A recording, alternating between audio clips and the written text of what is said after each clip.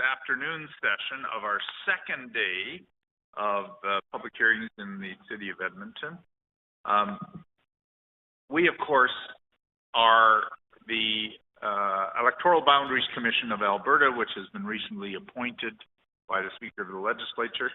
I am going to divert from my usual introductory remarks and just have you, if you wish to know our background, please go to our website. We want to increase the traffic to our website. So you'll learn about Mr. Evans, you'll learn about Susan, you'll learn about Julian, you'll learn about Mr. Clark and myself by reading the bios in that on that website. There's two things that we have to do as a commission, or two highlights or factors that we're tasked with. First of all, the current legislature is made up of 87 members. The legislation that has been given to us and given us our marching orders is to provide a plan with electoral boundaries marked out for 89 electoral districts. So we're moving from 87 to 89. In terms of a timeline for our commission, the commission was appointed by the Speaker of the Legislature in late March. And from the time of our appointment, we've got a 1-year window to do our work. So in April, we met as a commission on a couple of occasions. And in starting late May last week, we started public hearings in southwestern Alberta, and we've now come up to Edmonton and going east this week. And we will be conducting public hearings from now till the week of June 23rd. We take the information that we receive from the public hearings and we proceed then to provide a report based on the information we hear from the public hearings, based on the population data that we've received, and based on the existing boundaries. And by the way, we've also received written submissions, many written submissions through our website leading up to about 10 days ago. So we take that information and prepare what's come to be known as an interim report. It's not called that in the legislation. And we file or register that interim report with the Speaker of the Legislature by late October. That immediately becomes a public document. It's published in Alberta Gazette. And we will then hear public feedback based on that initial report. And then throughout November to February, we will hear public submissions. We don't know the dates yet, or the manner in which we will host those public hearings in response to our interim report. And then based on that feedback, we complete a final report and register that report with the Speaker of the Legislature, and the legislature will then take it from there and pass appropriate legislation. Of course, you know that we're moving to 89 ridings, and our second big task is to deal with this huge population growth that this province has experienced in the last several years. According to this graph, you will see that for the 2017 Electoral Boundaries Commission, they relied on a population figure of just over 4 million people in the province. And with that population of 4,062,609, the average electoral district perfectly would have 46,697 population. Of course, that's not necessarily the target. The target is plus 25% or minus 25%. And you see that range there. This time around, some 8 years later, we are using a population figure of 4,888,723. With that, taking into account 89 electoral districts, that brings us to a figure of 54,929, and the range is spelled out for you there in the bottom, 41,000 approximately to almost 69,000. That's our target. That's the number of ridings, and those are our two big tasks. But in working to reach those two big tasks, we are doing the public hearings, and for which we are grateful to have we have had a full day yesterday and last evening, a full morning this morning, and This afternoon is busy and this evening is busy too. So we welcome and thank you for coming to participate. Very quickly, our legislative mandate, and if you are here and if you're keen on the process and have done some background work, you've probably looked at the Act. We have to determine the criteria that we use to come up with our report based on the points in the legislation in order to achieve the term effective representation. We do not have the one person, one vote principle like in the US. Our principle is more effective representation. And in achieving that goal, we will be considering several factors: the relative sparsity and density of population throughout the province, common community interests and organizations. And I have to say, we have learned I, as a non-Edmontonian, have learned so much about your communities of interest and community leagues in this city. It's been a real valuable exercise for us. In the city, but more importantly in the outlying areas, we rely on geographical features to create boundaries. We'll also consider communication and transportation routes and marks of delineation throughout the province. Our goal is to create understandable and clear boundaries. That is a big challenge.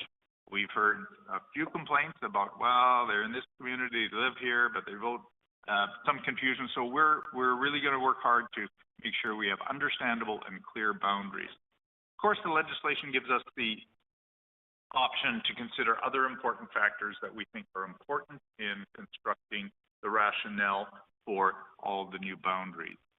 So in order to do that and complete our task, we need to hear from you, and that's why we are so grateful that you are here to assist us in this regard. And we do have, you probably received a note from the administrator of the commission. By the way, I should introduce our clerk and assistant, Aaron Roth, who's just put his hand up, and many of you know him.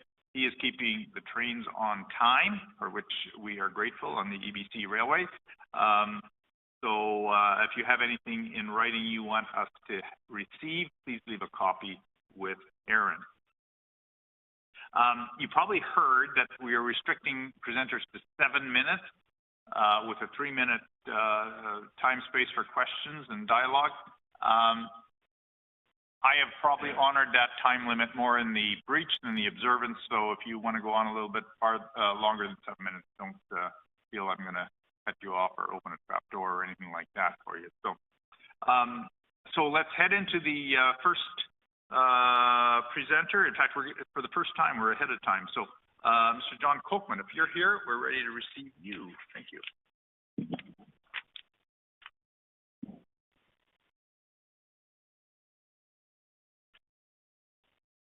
Good afternoon, Honorable Justice Miller and fellow commissioners.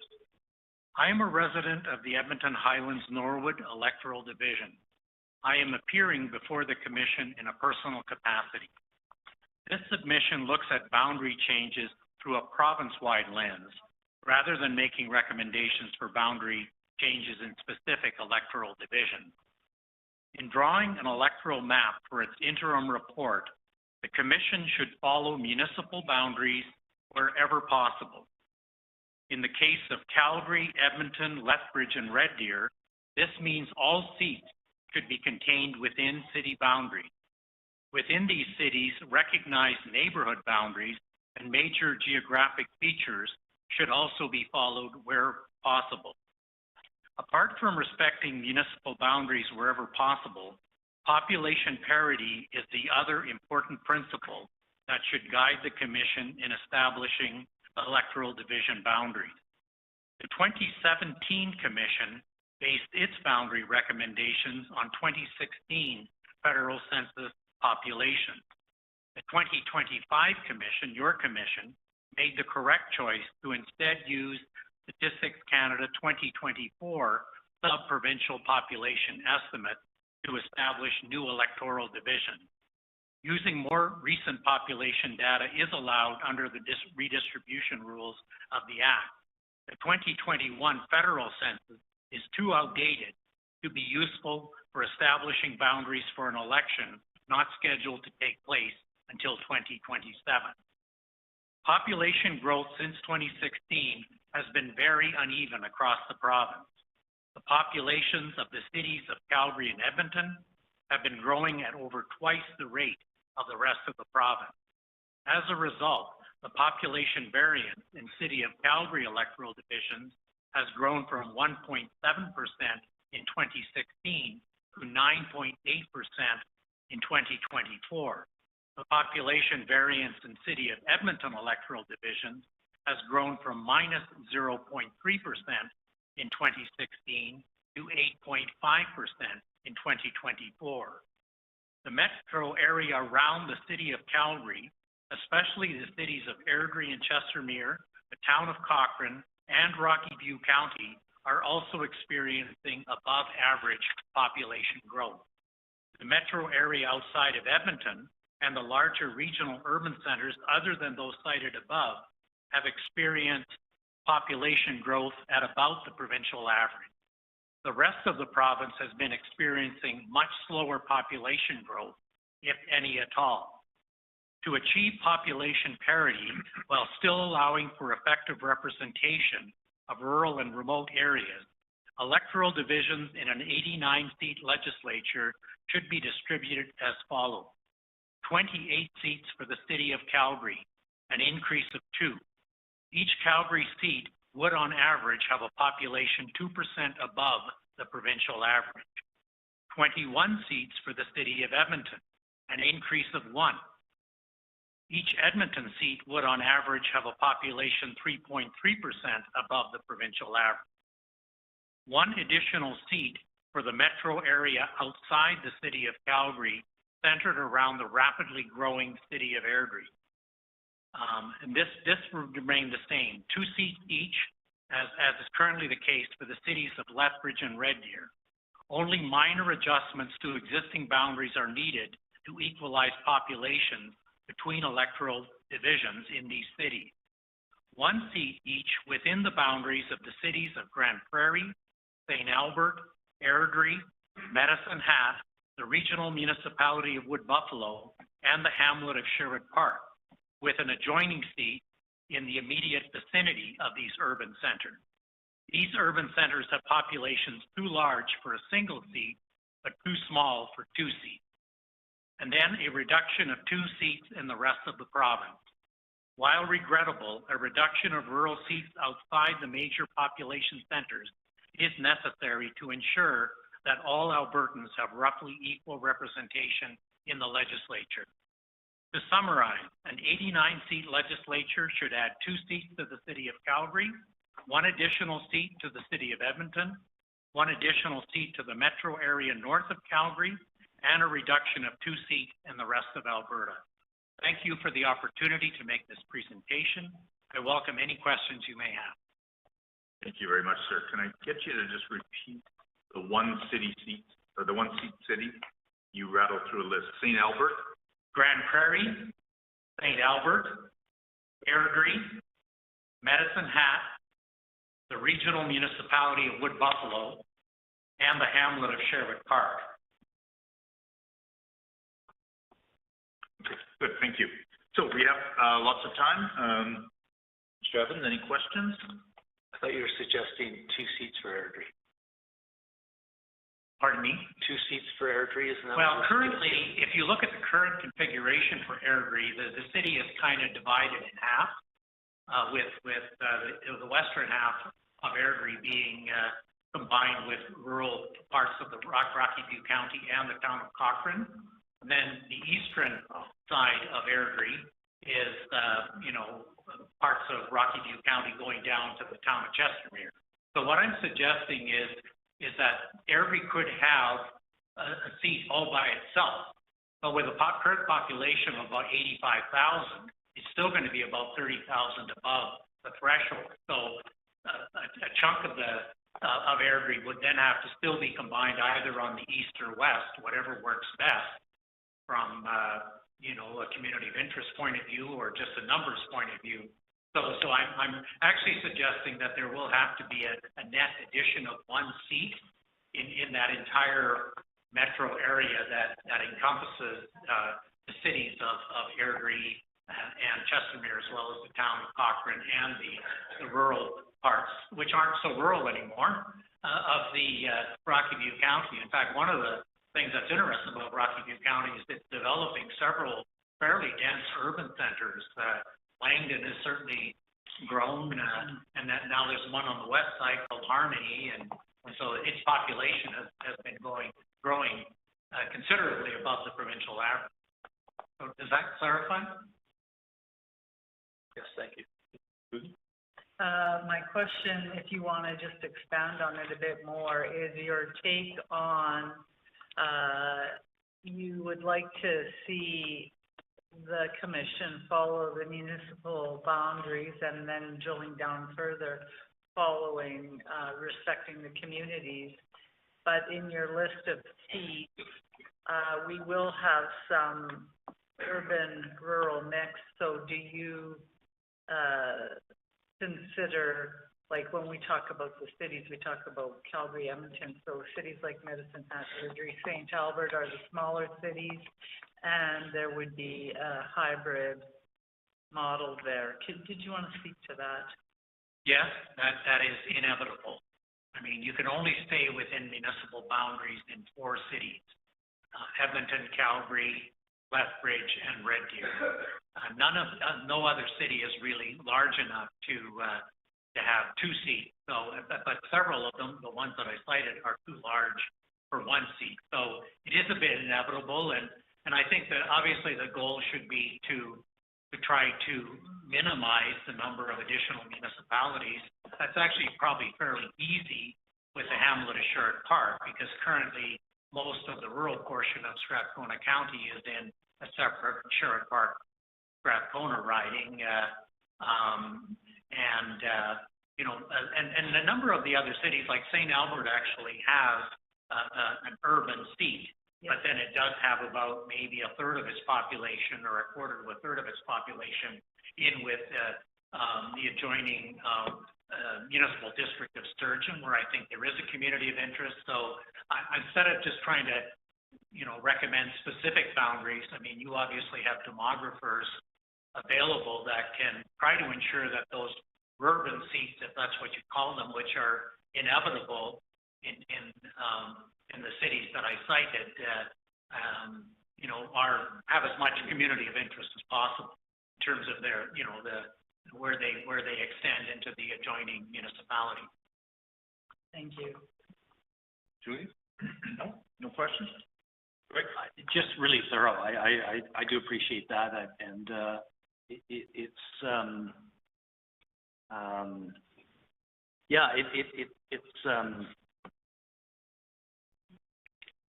you've suggested one more for Edmonton, but yet if we did that, we'd still have a 3.3% correct population.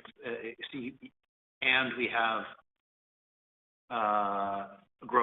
significant growth, certainly in South Edmonton, but a lot of new inflows. So one of the struggles is if we're already you mentioned that in 2017 the average for Edmonton was a little bit below average, 0.4 or something. Well, basically on minus the 0.3%. Yeah. Whereas if we start at 3.5 over, by the time 7 or 10 years goes by to the next mission, potentially we're in a similar situation. If we were to add yet another seat to Edmonton, do you have a thought as to where that would come from? Well, it would have to come from more rural and remote parts of Alberta. I guess the reason I'm suggesting, I can kind of give you a bit of a number. I kind of ran the numbers. If Edmonton were to receive 2 additional seats, up to 22 seats, the average population would be minus 1.4% below the provincial average. So it's kind of interesting because in some ways, Calgary got a little bit short-changed last time. They had several percent above average in terms of their population, and it's also just reflective of the fact that Calgary has added more people than Edmonton.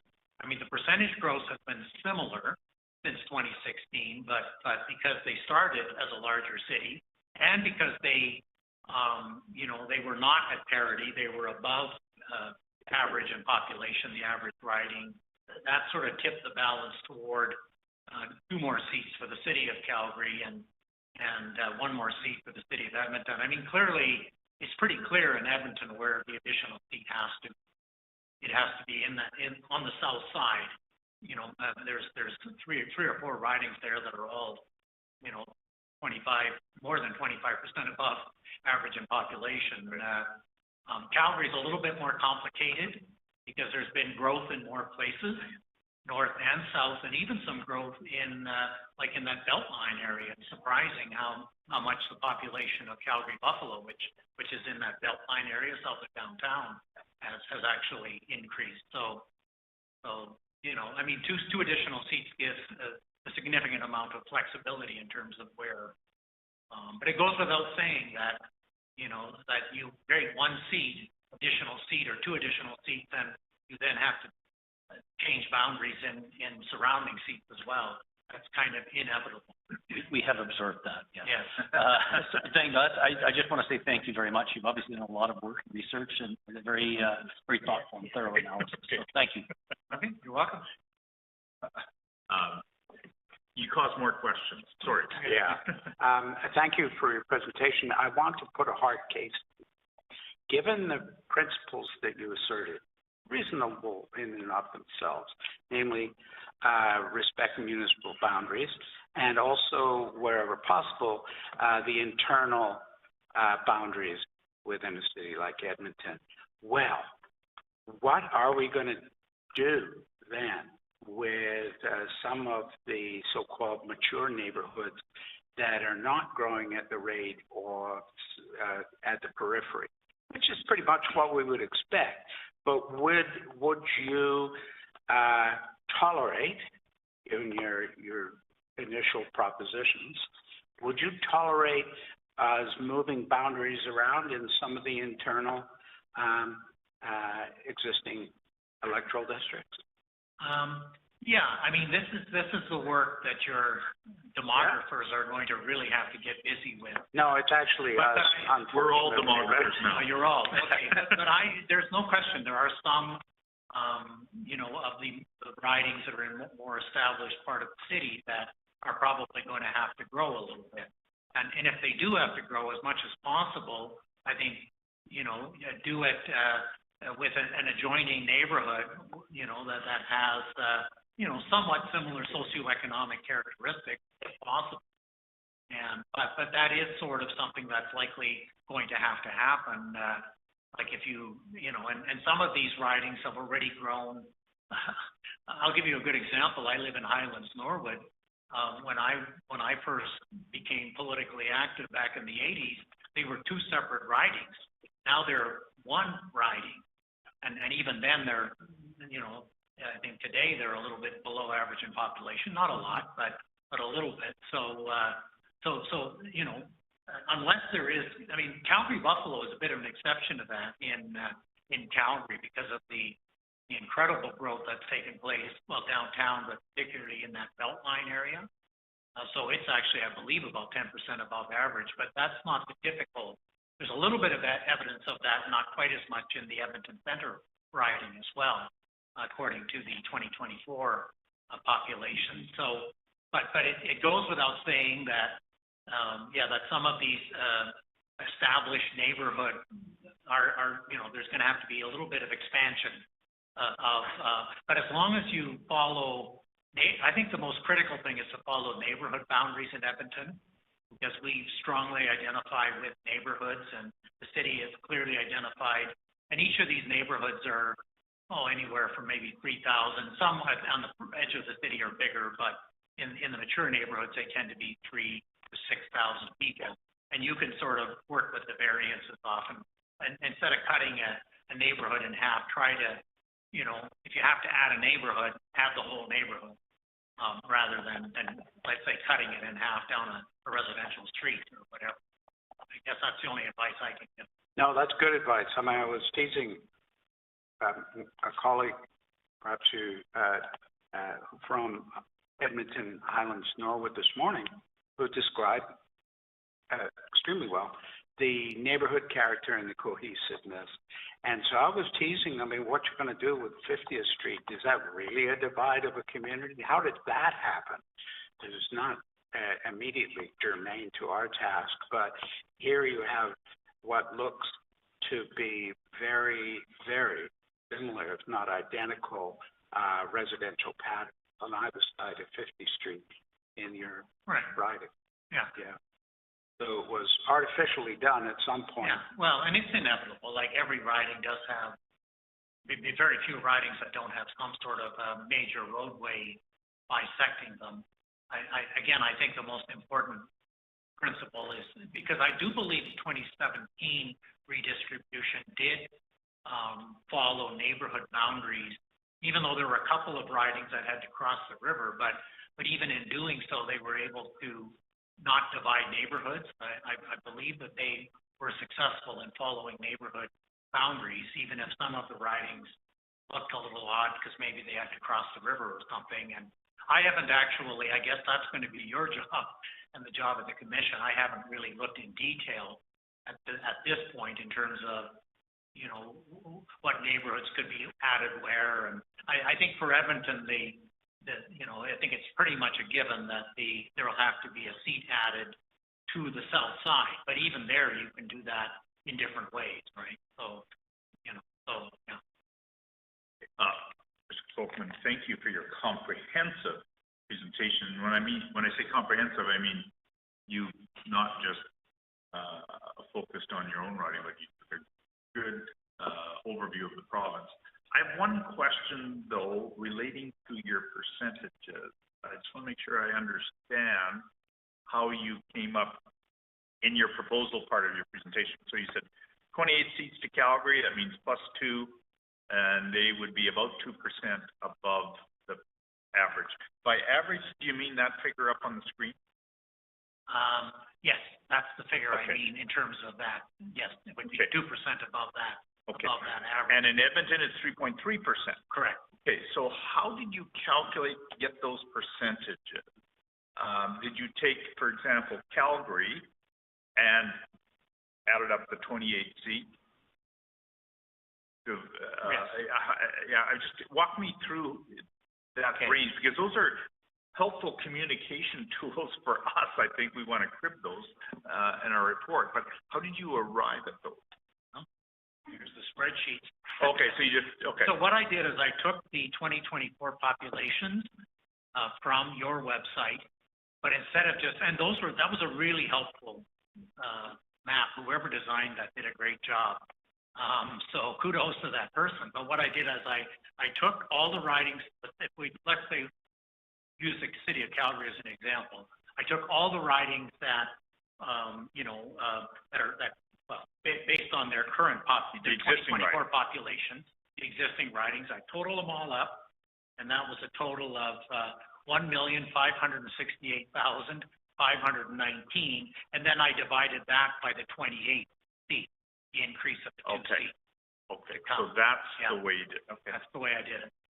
Yeah, so I just kind of, ran your numbers into a spreadsheet, and that way I was able to divide, out the Calgary seats, the Edmonton seats, and so on. Okay. Do you have that an extra, can you leave that spreadsheet with? Sure, yeah, Okay. because I have it. It's not it's kind of, a working sheet, but I'm happy to give it. Could I give it to Aaron then? Yeah, or- yeah, please, No, please. okay. Yeah, and seriously, the comprehensive nature of which you've approached this is helpful, because sometimes we just get so focused on, the boundaries, and you've taken the broader view, which is very helpful. And you've also balanced it, because we hear a lot about don't touch the municipal boundaries, no hybrids.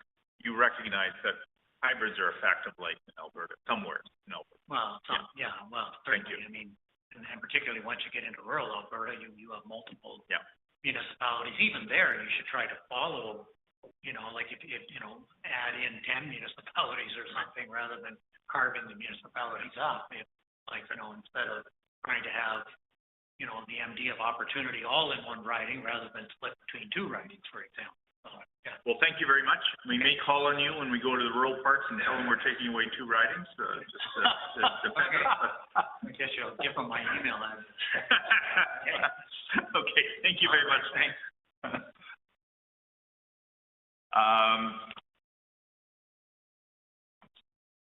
Kathy's not here. Okay. Our next presenter, Kathy Telfer, is not here. Hopefully she'll be coming. Brooks Arcan Paul, please come forward.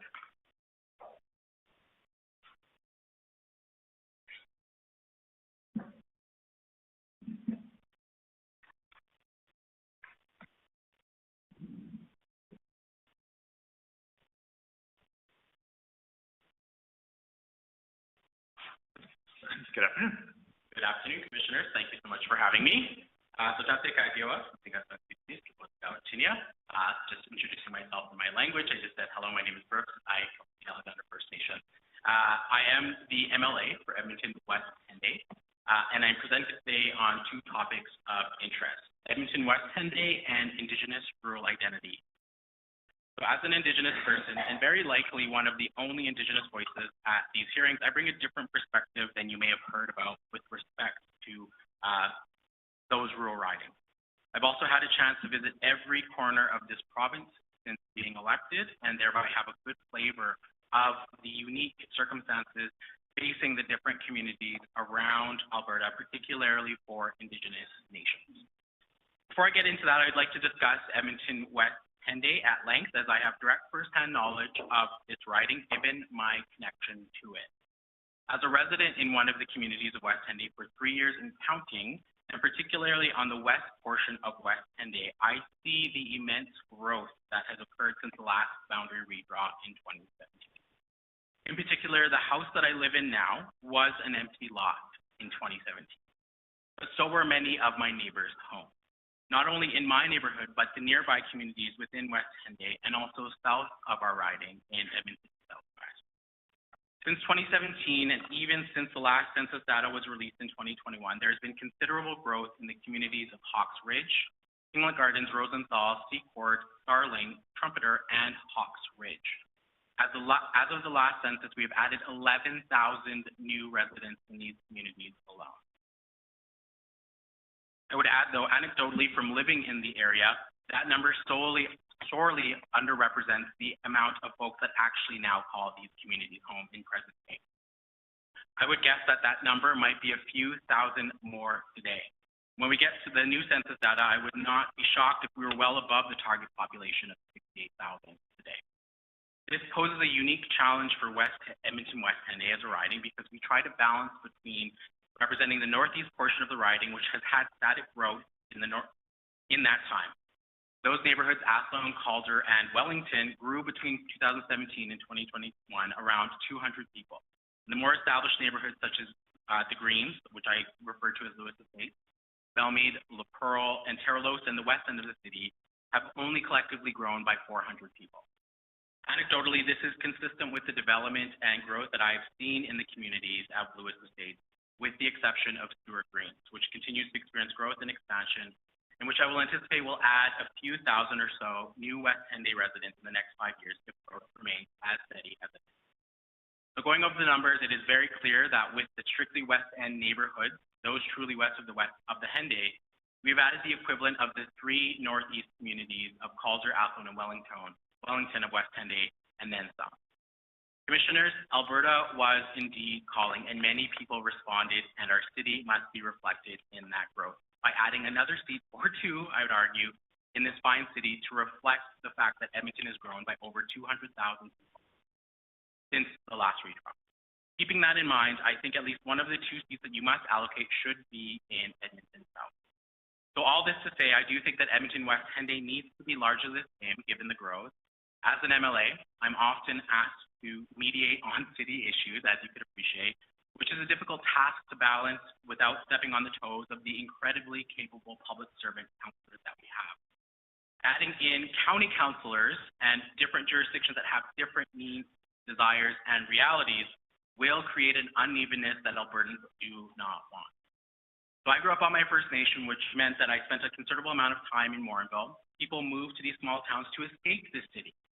The needs of those residents are different than even nearby St. Albert, and are even further departed from those in Edmonton. To ignore this reality would be a great disservice to the people we are all charged to represent. For example, some crime and policing are very different than in the rural portions of what a Butte, West Henday. And each side of the current border deserves an MLA who understands their very unique needs. Finally, I do not think adding any further rural communities, that's to say anything outside of the city of Edmonton limits, would be smart. The urban connection is something that is full in the communities in the north by Big Lake, and you can see the difference with the estates that may be considered more rural right next door along 231 Street.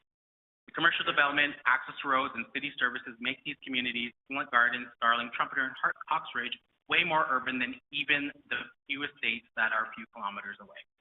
I want to stress the need for ridings to be kept intact with municipal boundaries, and would add further that to split cities or add a rural counterpart is doing a great disservice to the residents in communities like the ones I represent, as they are much more homogeneous in interest than their rural counterparts, even just across the road. I'd like to now turn to another issue I'd like for the Commission to consider throughout this province, which is fair representation for Indigenous communities. If we look at how we've split up similar communities in southern Alberta, namely I think of Carson, Siksika, and Livingston McLeod, which separate three First Nations that are all Blackfoot. These First Nations share much more than just a language. They share the same constituent concerns and desire and reserve one MLA that represents them and their unique needs. And while that is just one example, I do think there is some use for the Commission to consider First Nations or Métis communities when it comes to redrawing the boundaries in these areas, because oftentimes a local representative can have better success in being able to represent each of them equitably, as oftentimes they have overlapping political needs. For example, we already have this in Musqueam-Wetaskiwin, which includes the four nations that share much social political reality. And then on the other extreme, we have one lone First Nation, Horse Lake, in the riding of Grand Prairie-Wapiti, who are minorities in that riding, just as Enoch Cree Nation is in Green Valley, Devon. The Commission should not allow for this to happen because it drowns out First Nations voices when they are just one First Nation in a riding that includes many non-Indigenous voices. For example, Horse Lake should be added to the Central Peace Notley and Drayton Valley, Devon, and it should include Ochi's Sunchild First Nation to adequately represent these First Nations collective interests into Drayton Valley, Devon. Good examples of this are already happening, like I just mentioned, including Fort McMurray, Lac La Biche, Bonnyville, Cold Lake, St. Paul, Lester Slave Lake, and to an extent, Lac St. Anne's Parkland. Finally, I do see some separating of First Nations in Livingston McLeod, the Eden Valley Reserve, and the Bighorn Reserve in Rimbey, Rocky Mountain House Sundry, which are both part of the Stoney Nakoda Sioux Nation, and where they are presently divided up by electoral boundaries, which disconnect them from their First Nations in Dabcan and Nassau. I would recommend reuniting those areas. Thank you, Commissioners, for listening to me today. Those are my submissions. I appreciate the time that you have taking today to hold this public meeting and the work that you have undertaken. It is a great public service to the great province of Alberta. Thank you very much. And I'm going to exercise my chairmanship here and ask the first question. And I want to just highlight what our numbers say for West Henday. So 2017 report relied on 43,046. You built a house since then, as did many others, and we're now relying on 63,212. So you're content with those figures?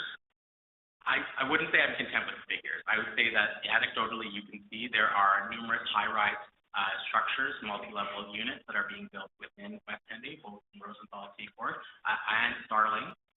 We are seeing that growth. Okay, yeah, maybe I should have been a bit more clear. Our figures that we're relying on was as of July 2024. So, yeah.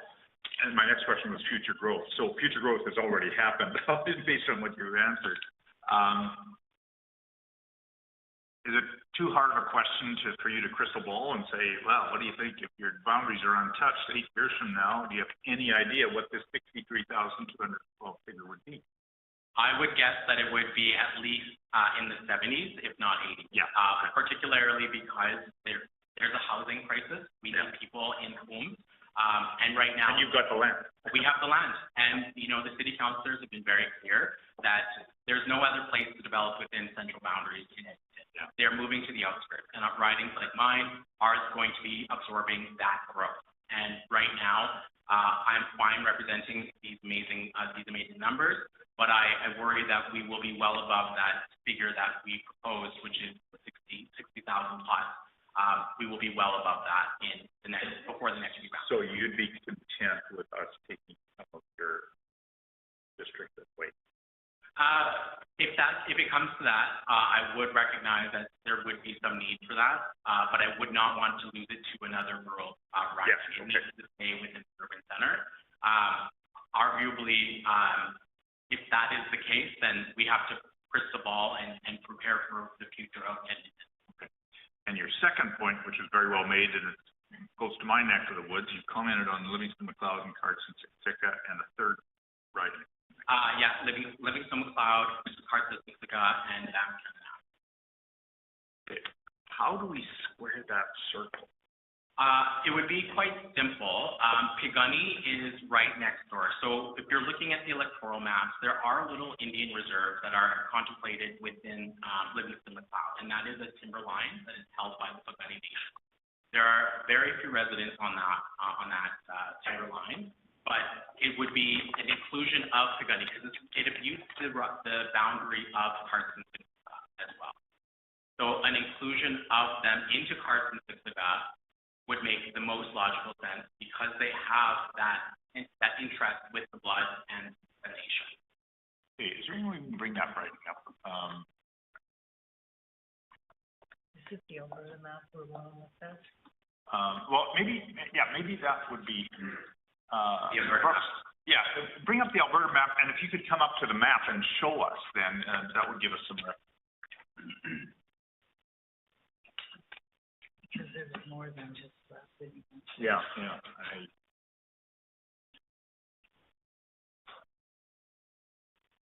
Yeah, you'll need a microphone. Oh, right.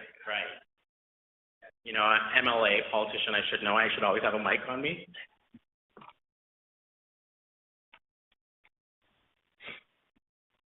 Thank you to the great staff making sure this is all working today.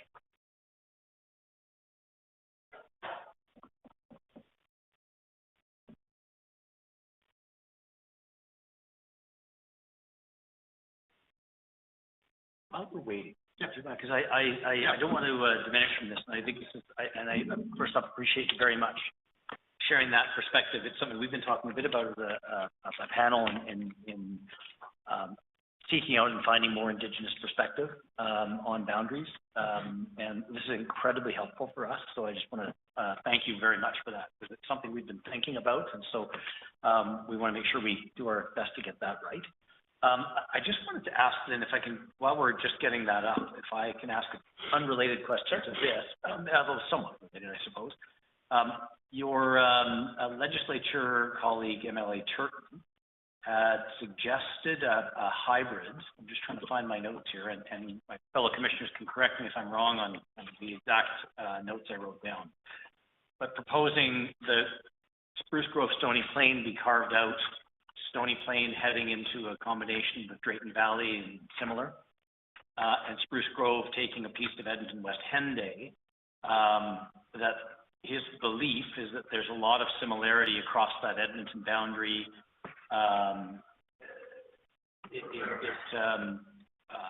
Sort of people shop back and forth. Good to have MLAs hearing different perspectives, while acknowledging different communities have different identities. So that's the notes I took yesterday when MLA Turton made his presentation. And I just note you seem to have a different perspective. Yeah. Same data set, same facts, different perspectives. So maybe you can just go over more of that. Well, first, I live in that riding, in that part of the riding, and I don't access Spruce Grove whatsoever. The highway there at rush hour is the worst highway in the province, I would argue. It is very difficult to navigate that, especially during high traffic rush hour. They are very unique in flavor. The municipality of Spruce Grove is of a different flavor than anything within the urban riding. So that split that would exist, there are different needs. Like I mentioned, St. Albert, Spruce Grove particularly, they're the same type of flavor. They do not have the same needs and desires of the same municipality. And I would argue that we need MLAs in those particular ridings to be able to represent their specific unique needs, which are, I talked about policing and crime. Their crime and the policing in Spruce Grove is different than the city of Edmonton, and to split that up would cause disarray between the urban center, which is Edmonton West Henday, and Spruce Grove. So to add them to one riding, to say Edmonton West Henday, Spruce Grove, would be a great disservice to the residents of Edmonton, which are already, like I said, I mediate for city matters, and it is oftentimes a very difficult thing to even talk just solely about Edmonton Police. Adding in another complement, which would be the RCMP, would create further disarray and further difficulties to provide adequate representation for the people of Edmonton, particularly the ones that need adequate representation for these issues. So we don't have, a good example of this, Commissioner, is when there's crime happening on the edge of the city where I live, just off of 231st Street, that's the edge of Edmonton. I live right there.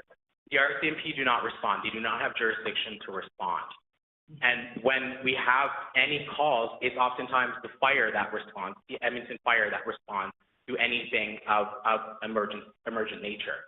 And so even with the pile-ups that happen on that highway, and I'm just waiting, that we've had one highway traffic incident there, and Spruce Grove does not respond.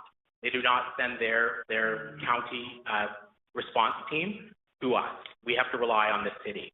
So to add that further complication would just be unnecessary, and it would create unevenness in representation for the MLA of that area.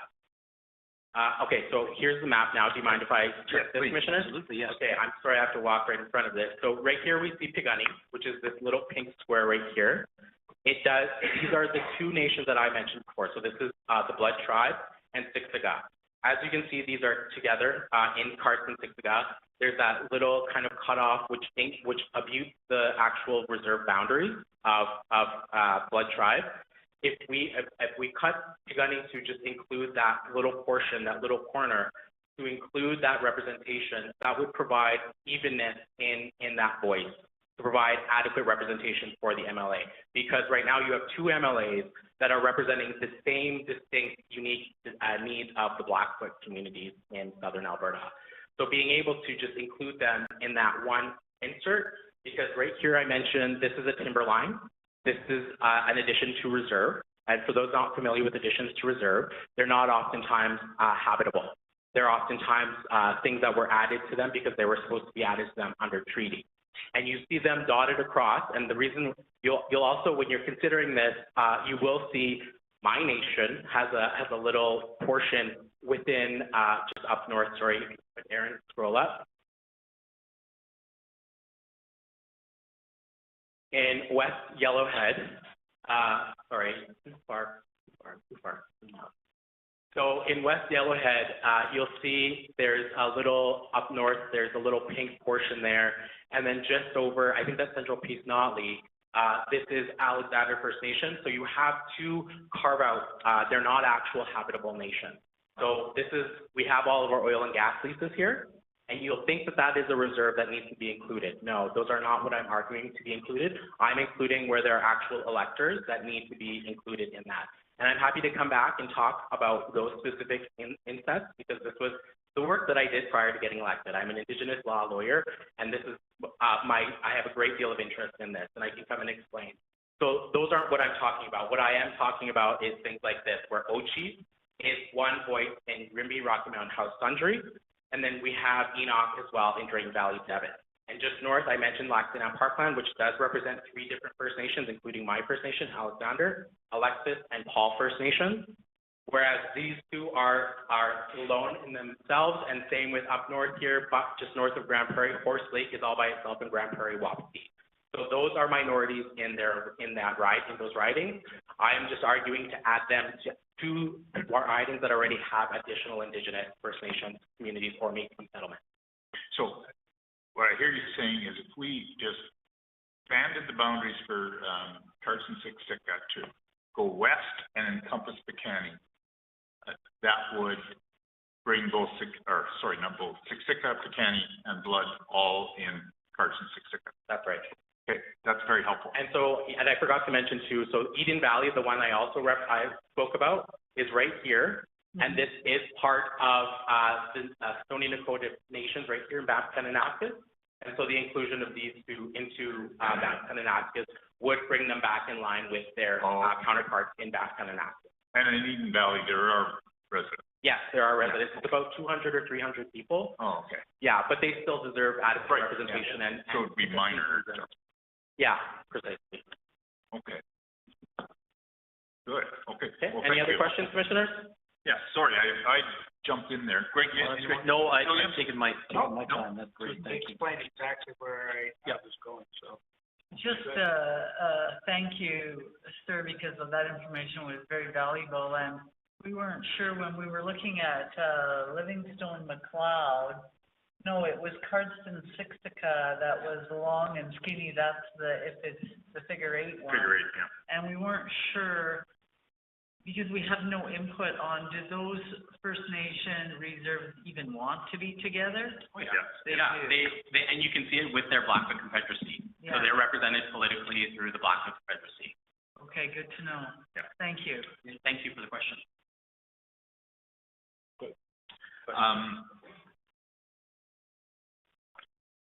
I did have a question, but. Yeah, I did too, and I forgot it. We'll come back to you, Go ahead. Commissioner. What are we gonna do with Calder? Sorry, what? With Calder, With Calder? which is, we have this really sort of very odd, almost desperate, set of boundaries for your riding, which now I am a commissioner, I can appreciate the difficulties they had 10 years ago at such matters. But, in the middle is the railway yards, the warehouses, the strip malls, the metal bashing.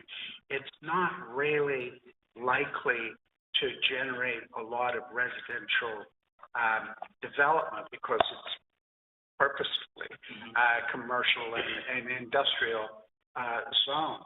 So the growth that you see is typically to the west of the Henday, but none of that really affects the parts of your riding that are to the east of St. Albert Trail. Is that a fair characterization? I think that's a fair characterization. I would add, though, that the growth is very static in those areas. Yeah. So we're not adding more development. If anything, the new types of developments that I'm seeing in the community are infill. So we are adding maybe one extra family on a lot that may have only had one.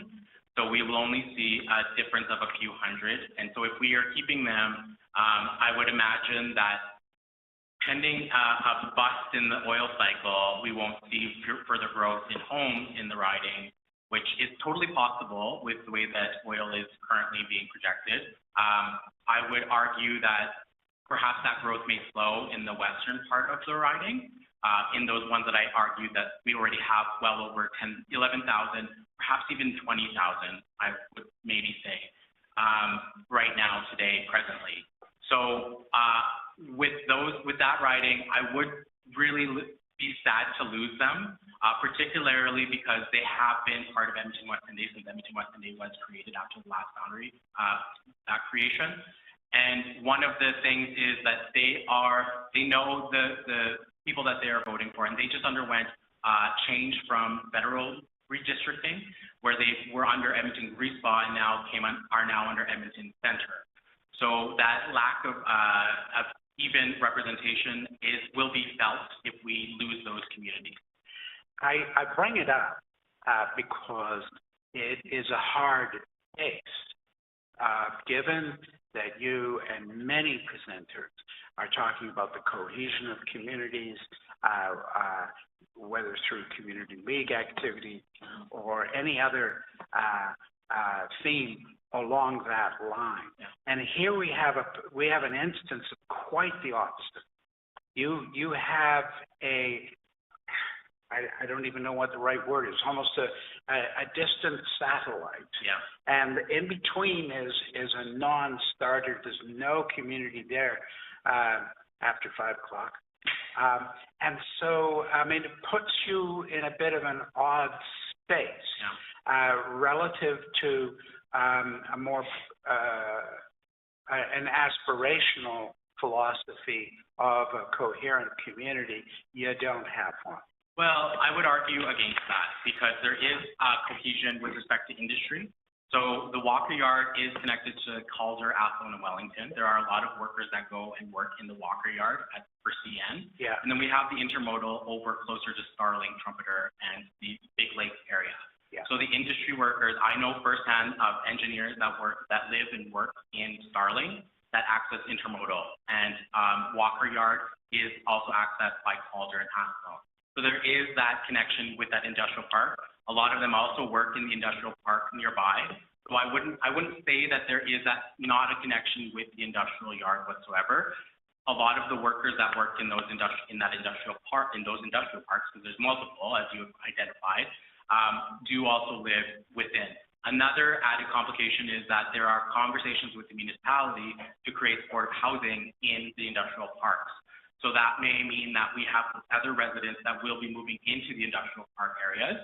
And that is something to be considered by the commission, and keeping in mind the municipal moves that will be happening with respect to residents in those industrial areas. So yes, there are no people that are currently living there, but there is plans by the municipality, by the city of Edmonton, to create supportive housing in those areas. So I wouldn't want to lose them because they do have that flavor, and you don't see that anywhere across along the line here in Edmonton, maybe except for center where you have the main hub, right, in Edmonton City Center. But again, the intermodal, because if we are stranding intermodal, the workers around that CN rail yard, we will then lose the flavor of CN Walker, which is a lot smaller than even across the road with Edmonton City Center. That's a lovely answer, and I want to have a follow-up. Yeah. Because you have now identified residential growth potential in your last remarks.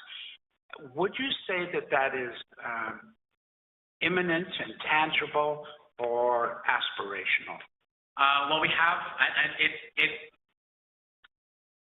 I think it is real. I think it is a real possibility. We have on both sides of the spectrum of this conversation about where supportive housing needs to go.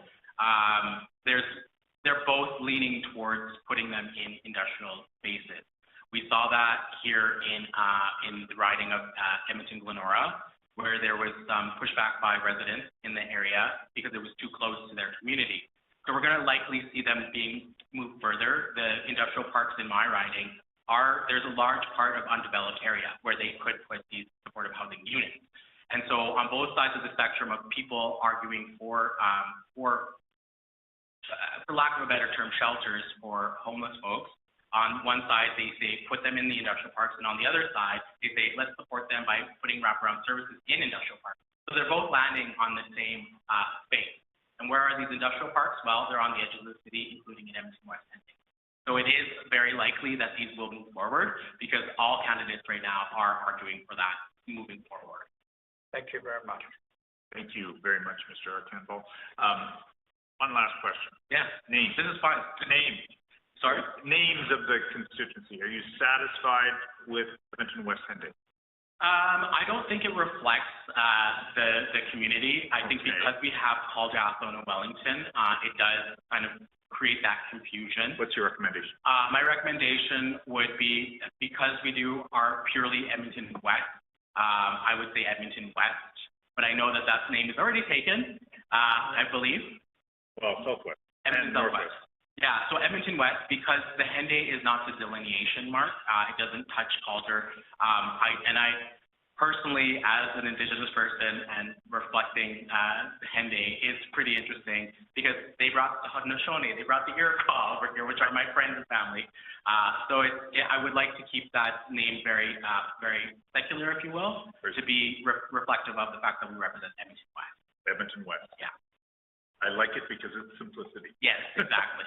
Okay, well, thank you very much. I think the speaker will also agree with you. Thank you, commissioners. I appreciate it. Thank you. Moving on to the next presenter. Is Kathy Telfer here now? Nope. Peggy Wright.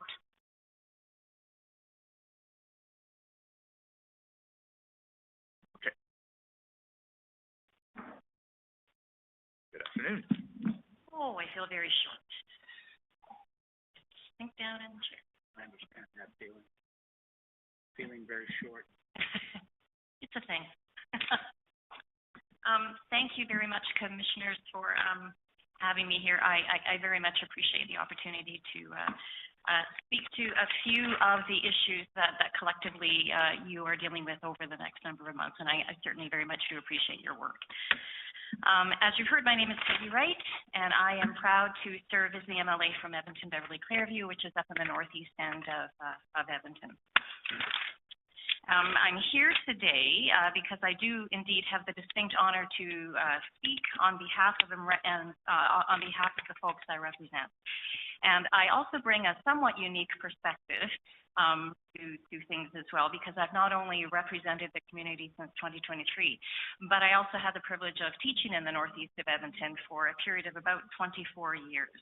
I taught in the Beacon Heights area, which was in Beverly, taught in the Sifton area, which is in Clairview, taught in John Barnett, which is in the Kilkenny area, and also taught at Northmount, which is in the Northmount area. So really concentrated my teaching career in the north and northeast end of the city. And as a result, there certainly were some things that really shaped me as not only just a teacher, but also as a person, that idea of North Side pride. And that indeed has also very much shaped the folks who call the North Side and Northeast part of Edmonton home. And whether folks have lived there for generations or whether they arrived a little bit more recently, people in the Northeast of Edmonton really do share a fierce pride in community, a fierce pride in where they live, where they work, and where they raise their family. Before I delve into some of the issues I'd appreciate you considering as you go forth, I just wanted to take a brief moment to explain about the history of Beverly and Clairview, about some of those things which, although there's two names in there, they actually really very much do share in common. And again, though there's two names, Beverly and Clairview, and they are indeed divided by the yellowhead, the riding is one that is absolutely unified by community. Its roots go back to the towns of Beverly and Belvedere in the early 1900s. Both were annexed to Edmonton in the 1960s, and their identities both of them were shaped by hardworking immigrant and working class families, many of whom had a hand in building Alberta's energy, health, and education sectors. This is a working class riding. It always has been, and I suspect always will be. It's a place where folks put in very long hours on job sites and warehouses and care homes and in classrooms. It's a riding full of folks who work hard and who often juggle multiple responsibilities and sometimes juggle multiple jobs. Many of the folks in the entirety of that area are not just working one job, they're working two, sometimes three jobs. There is indeed, though, an ethic of hard work, as well an ethic of mutual support and an attention to community. Folks may know about Beverly's coal mining roots. At one point, I think Beverly supplied about 60% of the coal that was required for electricity here in the city. But also that area of Belvedere, which was called North Edmonton at one point, was very early on anchored by the Fort Road Business Association. And in both communities, you will find very active small and medium-sized businesses. And that, too, has very much shaped the communities there. Clairview came along in the 1970s to accommodate some new growth on that northeastern part. And what you will often find, and this is something I found very, very true in my work as a teacher, is that you will have folks who maybe grew up in Beverly, grew up in that Belvedere area. They go off, they go to university, they go get a job, but oftentimes they will indeed return home. Sometimes, particularly in both Belvedere and Beverly, to do things like buying their grandparents or their parents' homes. So there is indeed that sense of community, a multi-generational sense of continuity. And certainly it's that idea of collective history that really does join the two together. One of the things that I would urge you as a result to consider them are that idea of respecting municipal and community boundaries. And as I've spoken to a wee bit, talking about and considering those shared histories that some of these ridings do indeed represent, and how those lived realities of the folks who live in those communities then make sure, because of the way in which the ridings are created, that effective representation is indeed followed through and something that people can really depend upon. Representation isn't just about numbers, it's about identity, and it's of course about connection, and it's about ensuring that all voices are heard in our legislature.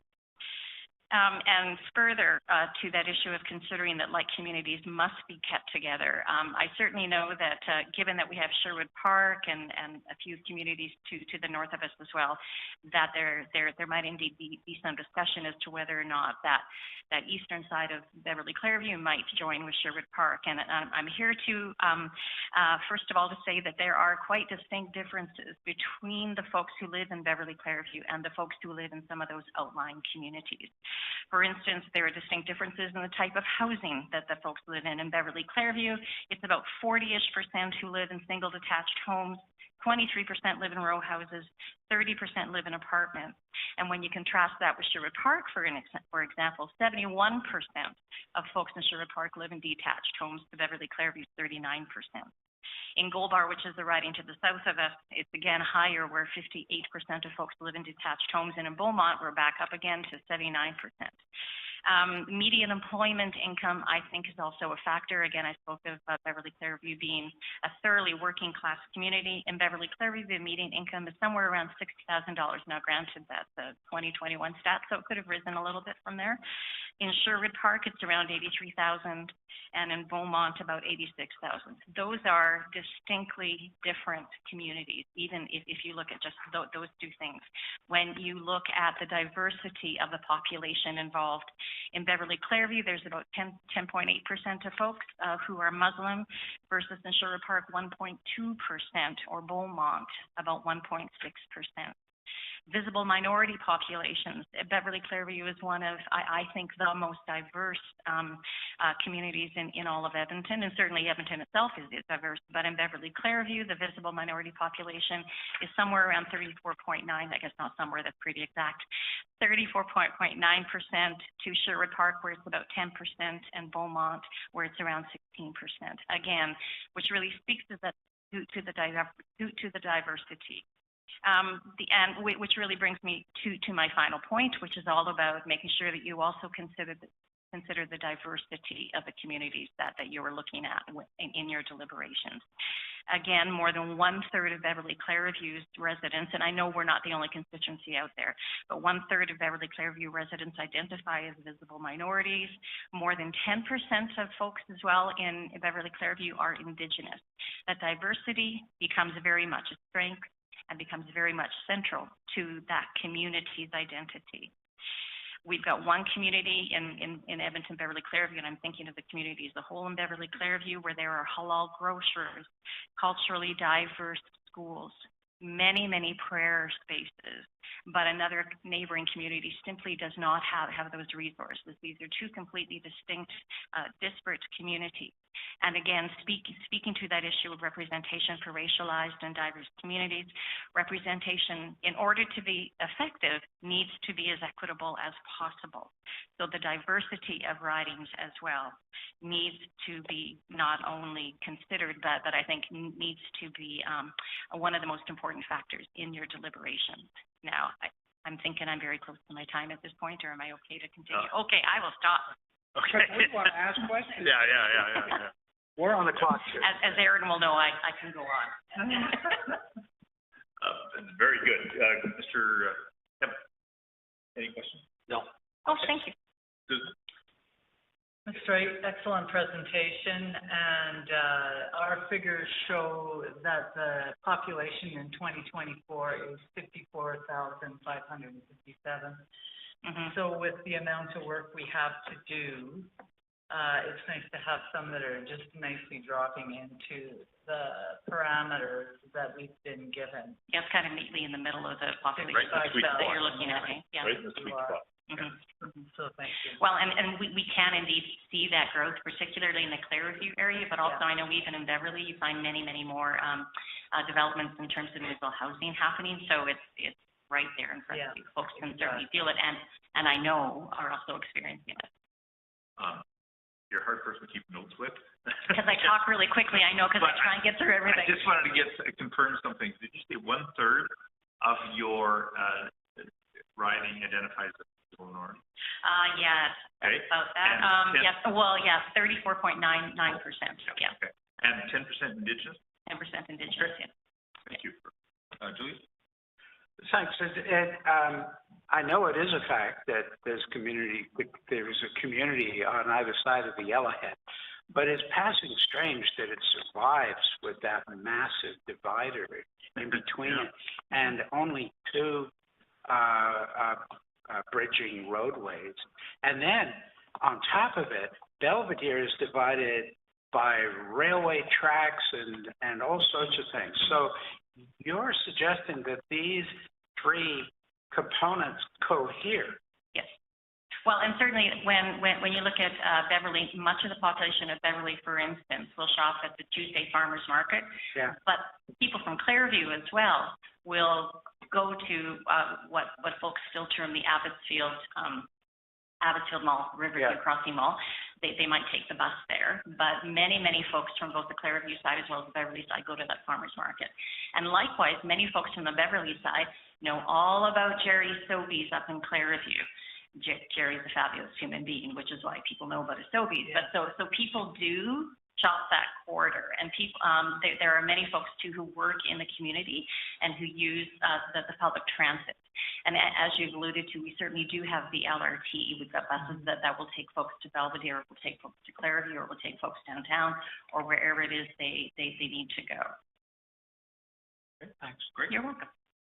I am learning so much about Edmonton. This is great. Just the different neighborhoods, communities, and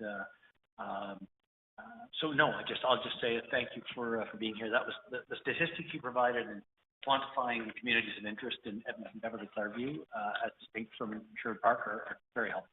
Thank you. Thank you. And can we mark you down as saying yes, keeping the name Beverly Clairview? Absolutely. Okay, yes. good. That's what I thought. Thank you very much. Thank you so much. Ruth Yainer?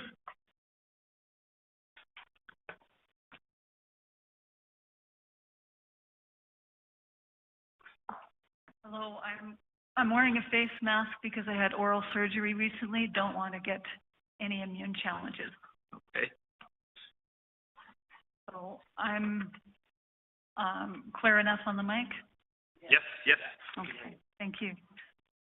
Well, good afternoon, Chair, members of the Commission. I'm Ruth Yainer. I appreciate the hard work that you and your Commission are putting in today and will be putting in the months to come, and I thank you for your efforts. I must say I'm not a fan of the conditions that you're forced to operate within. I was under the understanding current work is to receive statements of principles and concerns, and that's my focus. I have 4 for your deliberations. First, the principle of equity. Presently, there's a wide range in electoral boundaries and the voter populations they contain. This falls under point A in your list of directed considerations. For example, 2024 Lesser Slave Lake had 15,704 listed voters. Edmonton Southwest had 41,428. Each riding had 1 representative. There's no equity in giving 15,000 voters the voice and power of 41,000 voters. That put an Edmonton Southwest vote around 1/3 the value of a Lesser Slave Lake vote. The next rural riding sits at just over 19,000. The lowest urban riding is at 23,000. Recent news states Alberta has reached a population of 5 million. When Alberta had 2 million residents, we had 79 representatives. 25,000 constituents per representative in an ideal province. 89 representatives to manage more than a doubled population is vastly inadequate and does not match democratic aspiration. We'd be asking each representative to speak for over 56,000 Albertans if the ridings were equal. Merely adding 2 ridings is not adequate. Canada committed long ago to be representation by population. Rural over-representation needs to be corrected in a way that allows an adequate but not a deafening voice. The boundaries should be set so that every single rural vote is worth one vote, or at worst 1.25, according to that 1991 Supreme Court decision.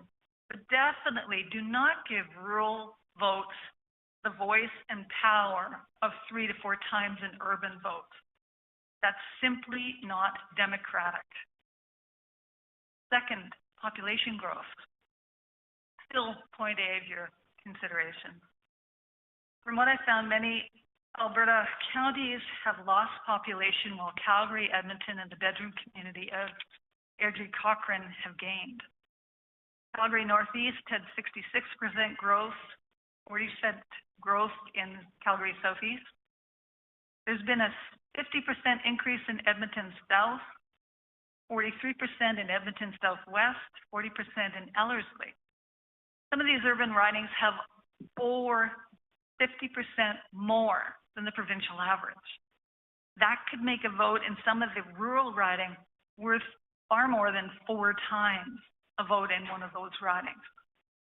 Not ethical, also a consideration in promoting voter apathy. Why vote if my vote is worth 1/4 of a rural vote? It's lost before we start. Any new ridings that follow should be in Calgary and Edmonton.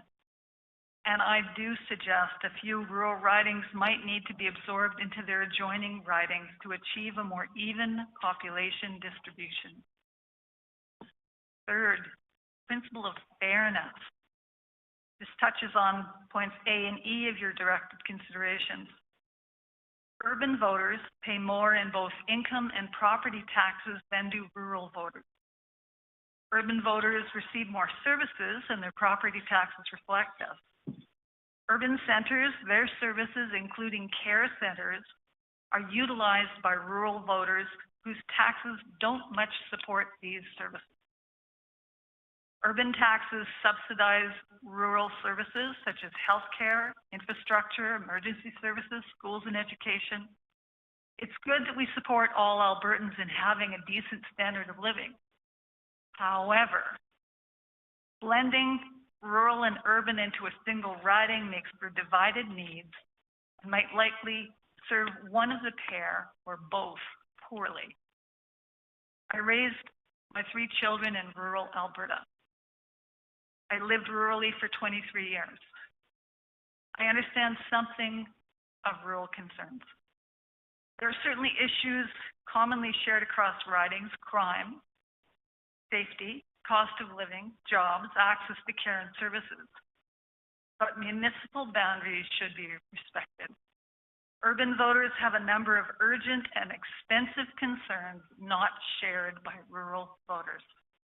Homelessness and encampments, parks, emergency services, affordable housing, aging surface infrastructure for a booming population, public transportation.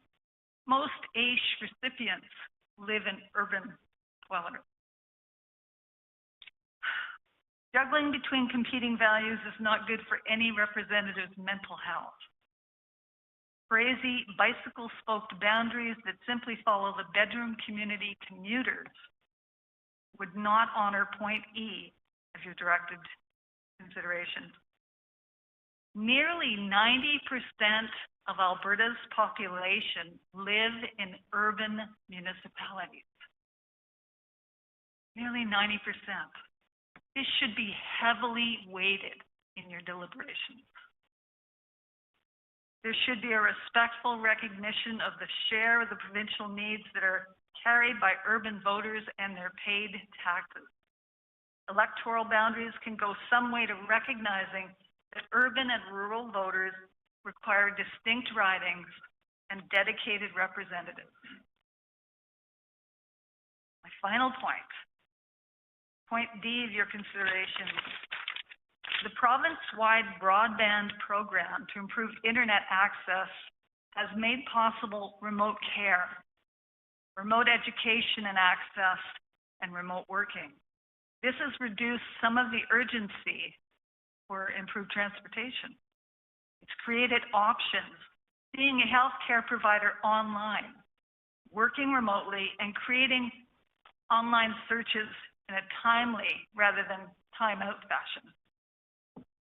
Improved internet access may have resolved communication issues and reduced some of the pressure on the transportation. Constituents can access their representative online and vice versa. The pandemic advanced our ability to participate in Zoom meetings, and we discovered that online meetings are a cost-effective way of connecting. Online communication has been an equalizer. Accessibility has been improved and continues to improve. Communication access is less concern for rural residents due to this. It should be a reduced concern for this commission. Thank you. Thank you very much, Ms. Anna. What, did you say what riding you were from? Edmonton Goldbar. Goldbar, okay, good. Any questions starting with Greg? No, thank you very much. I appreciate your presentation. Please. No, I like the clarity of how you lay out the values, the principles, as you call it, that should underlie our work.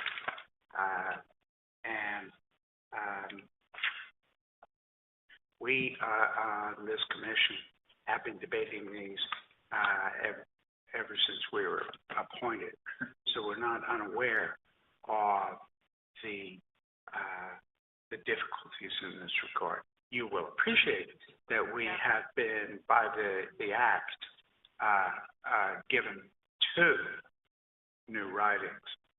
So, point taken, but we have to struggle with a set of practical problems, even though we are fully alive to the principles you announced. So, we're not forgetting these principles, but we are trying to accommodate them in the straitjacket we live in.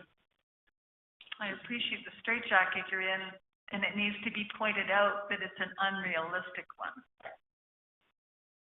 Thank you for your presentation, Ms. Gaynor. It was quite good. Thank you. Thank you. Yes, thank you again, Ms. Gaynor. You did put encapsulated for me the historic challenge when you said 2 million people, 79 ridings. We now have 10 more ridings for 3 more million people. What's complicated about that? Yes, Okay. exactly. Thank you. Thank you for your comprehensive presentation. That leaves us for one more presenter before the break. Stregan.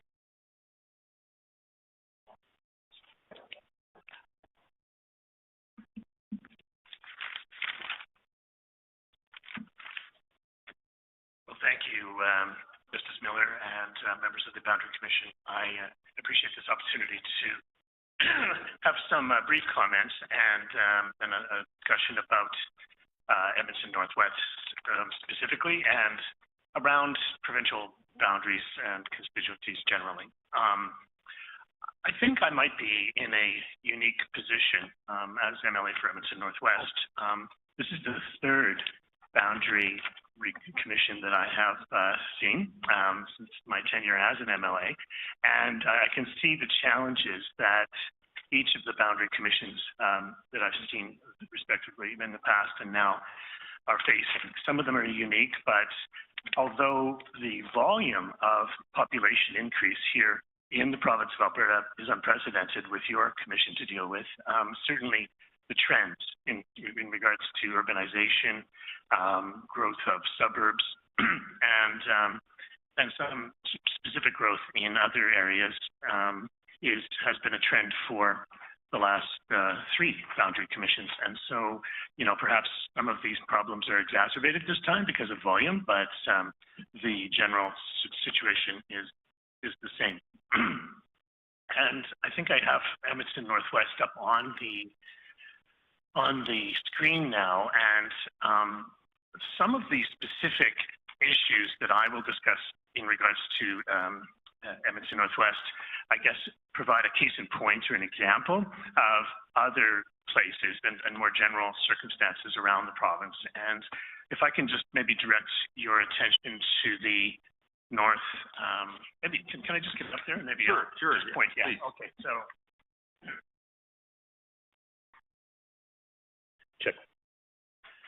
So, the northern edge, this is the Henday, and you can see that my constituency jumps the Henday just over by that cloverleaf, that interchange there. And that's actually where the Remand Center is, right there as well. And on the west side now, there is a new development going in, which is going to be, it's called Goodridge Corners. And so we saw this is a trend on the south side of the Henday where you get new developments on the south side because it opens up the land and community opportunities and so forth for people and more affordable places to live too for young families and so forth. But, you know, again, seeing another development just on the edge of the, not the just the constituency, but the city, I think provides a case in point for us about the importance of retaining the integrity of municipal boundaries so that we can serve these communities that are popping up still within the Edmonton city boundaries, but on new land, basically. And so all of the services that you need to start a new suburb, for example, all of the infrastructure around sewer and water and electricity, roads, schools, policing, social services, all of those things are dealt with through a single MLA, right? And as well as the municipal, in this case, the city of Edmonton, helping to provide those services. Now, it just creates a stark sort of a view of the problem with jumping a provincial constituency over and into a rural area on the other side of that boundary. Goodridge Corners is going to require all of those services, the city police, Edmonton City Social Services, the Edmonton Transit System, the City of Edmonton sewer and water and roads manufacturing and so forth. And so, you know, to split that and then the interests of the rural area that's immediately north of there, the county and so forth, it just doesn't make sense. And I know that I'll acknowledge, and I'm certainly Mr. Colton's presentation acknowledged the reality of requiring some urban areas to be split because, let's say, the city of Medicine Hat, it can't just exist on its own, right? Or St. Albert, or I should say, and Prairie, for example, and there's many other places, Airdrie. But with the big cities, you know, you're just creating an artificial sort of concoction that defies the reality of what's happening in cities like Edmonton and Calgary. On the edges of the city of Calgary, a similar thing is happening. I can think of Calgary Northwest, for example, where, you know, they're way over the median for sure already. And there's lots of growth that is happening within those very generous boundaries of the city of Calgary, which extend far into the prairie sometimes. You know, to think that you could then create a hybrid from that when you already have a full house on the city side, and all of those services that I just described that are required by the citizens that live in a new area like Edmonton Northwest or Calgary Northwest, then I think that it invites more problems than it does, in fact, opportunities. We know that we need to increase, and you have a mandate to increase by 2 MLAs in the House. And certainly there's room for that in the chamber, I can tell you. But you are also, I appreciate the problem where you need to move some of these boundaries around to make sure that we provide some degree of equity in what the value of any given Albertan's vote is. And the previous, I think, presenter described it quite well. If you hit a ratio between how many people are represented in a place like Edmonton Northwest compared to a place like Slave Lake or some place like that, where it becomes 3-to-1 or 4-to-1 in terms of voters to that constituency, then, you know, that does undermine democracy. So I would be very careful not to just keep those same boundaries in some of those really low population areas. I know that you need to represent those areas, and they need accommodation too because of added costs associated with living in a very large constituency. I mean, some of those northern Alberta ones are the size of a small, medium-sized European country, right? And so we do need to accommodate for that too. Anyway, so I just thought I could use Edmonton Northwest as an example of the challenge, and I would say, you know, resisting the temptation to jump the municipal boundaries of the cities, the big cities like Calgary and Edmonton, when there's lots of work to be done just right there. And in fact, Edmonton Northwest in the last boundary redraw, you can see it's got a bit of a funny shape, right? And this is because, I mean, I can work with it for sure. It's not insurmountable. It's to accommodate for future growth.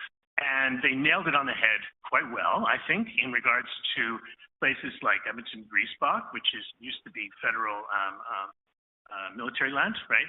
And you have a similar sister area in Calgary, right? And you see tremendous growth, lots of wonderful urban design and different living accommodations and so forth, and lots of population growth. We see it as well up in the northern boundary on the other side of the Henday with the community of Albany, for example. There's lots of houses in there that, you know, they're just a few months old. And so, I mean, I really don't mind the sort of section that has neighborhoods down by the tracks there where my office is that, you know, there's houses in there that are 120 years old. And in Albany, there's houses up there that are probably 120 weeks old, right, at most. And so I mean, that is not a problem. Another issue, I think, and I heard the MLA for Edmonton, Beverly Clairview, talk about the culture of the north side, and Edmonton Northwest, I think, reflects that really well. You have a very large population of Muslim people moving in there because you have the largest mosque in Alberta and the largest Islamic academy, the Muslim school, biggest one in Canada for sure, I think. And you know, you see this delightful thing where people are moving in to create community with like cultural compatibilities, right? And not just Muslims, because of course Islam represents, you know, there's 30 or 40 different countries represented at the mosque, right? But also African population increasing, South Asian population increasing, and people are trying to cluster and live in an area, especially if it's a new one. They can buy houses in proximity to each other, and then they're creating their community and supporting each other in that way as well. So, I mean, there is a certain, although it's a bit of a funny shape, there's a certain coherence in Edmonton Northwest, you know, around churches and mosques and cultural organizations, around shopping, around schools, and the like. And so, I mean, I know and I can appreciate changes to the boundary. I've seen it a couple times before, but there is a certain core and a certain essence there that I think really does present or represent the population really well, and the services that are provided by the province of Alberta and the provincial governments, and what people hope and aspire to for themselves and for their families. So, yeah, happy to take any questions there. Thank you. I just have a clarification question first. I may have misunderstood you. Is it Goodrich Downs or Goodrich Corner that you mentioned? I think it's called Goodrich Corners is the new development. Yeah. Is that in your riding or is it just outside your riding? No, it's on the other side. It just, you see that. When you say the other side, the other side of the Henday. Yeah. Okay. Yeah, and then, you know, just by that, it's traffic intersection there, and then it's going to be to the west of there. Okay. Right? And, you know, we can see that in Edmonton and Calgary, you know, where you put these ring roads in, lots of development, right? And, which is great. It provides affordable, single-family dwellings and mixed family for people. Okay. Well, I'm sure we've got some questions. Mr. Evans, any questions? No questions. Mm-hmm. Are you happy with the name Edmonton Northwest for the riding?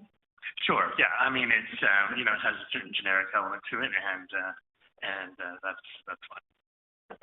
Thank you. Julia? Thank you. Thank you very much. I asked your colleague a question earlier about Calder in that district. Yes. That's in his riding. And I'm looking at a large-scale map now rather more closely, and I could see his point about the historical character of Calder and so on. In the very way the streets are laid out. That's indicative of a much older set of communities and the like. Yeah, it was a separate town, right? Yeah. And so would you see a uniformity or something approximating that in the housing types and housing stock and the configuration of neighborhoods throughout your district? Yes, yeah, for sure. I mean, obviously, and as I said, there's houses that are 100 years old, and then there's ones that have been put up in the last couple of weeks, right? But there's a certain value of like a monetary value, which is similar, for property from top to bottom. And, still the majority of single-family standalone houses, right? And you see, like in some of those older neighborhoods, like in Roslyn and Lauderdale and so forth, where they maybe are 60 or 70 years old, you're getting a whole new generation of young families moving in and buying those because they're a little bit more affordable, and and people buying to be close to the mosque, quite frankly, right there. A great spot because it's a beautiful, unique development that is very desirable, high property values, and lots of new condos and apartments going into, like, put up very quickly, driving up that population very fast. As I said, Northwest is kind of designed to accommodate for growth, but I mean, the numbers from 2017 show 52,000. That's quite a few years ago. Of course, we've experienced an historic increase since then. Thank you. Greg? Yeah, thank you. Just quickly, your population of Edmonton Northwest seems to have tracked quite nicely the general average growth. It's been quite steady, tracking again roughly with the population of the province. But do you anticipate, you've noted that there are some areas for future growth, the Ring Road tends to attract that. Yes. Is it fair to say then that you expect the growth here to be ticking up a bit over the next little while, ticking down, staying steady? Is it sort of past a good prediction of the future, or do you feel like we're going to see more growth in Edmonton Northwest, perhaps relative to other places? Yeah, maybe not the explosive growth that we saw just right now, but it'll continue to fill up. It'll be a steady growth over the next 5 to 10 years. Okay, thank you. And I know you're not in charge of schools as the Boundary Commission. We Do you need want all of those infrastructures there. We need the schools and the hospitals and the roads that come with that population. Okay. Well, thank you very much. It's always helpful to hear presentations from members that walk the sidewalks and drive the street as the representatives. So thank you so much. Thank you. Thank you. It's 2:40. We're going to break for 10 minutes. We'll be back at 3:50. What do we have?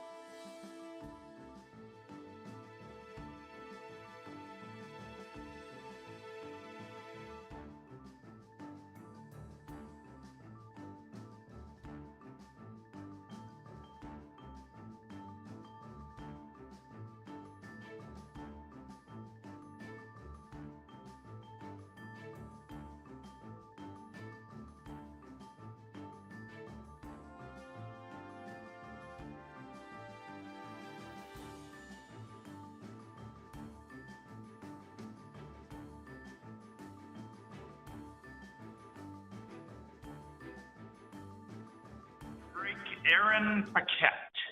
Aaron Paquette, present.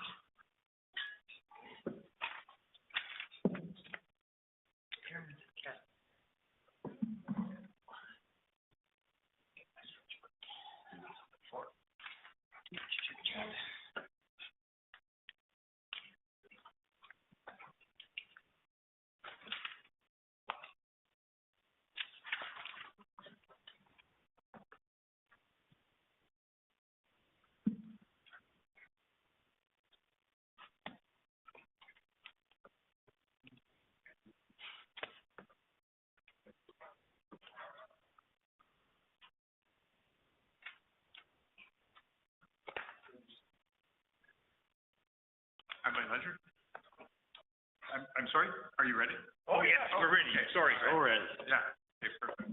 Well, good afternoon, members of the Alberta Electoral Boundaries Commission. Thank you so much for the opportunity to provide input on the redrawing of Alberta's provincial electoral map. Kind of exciting.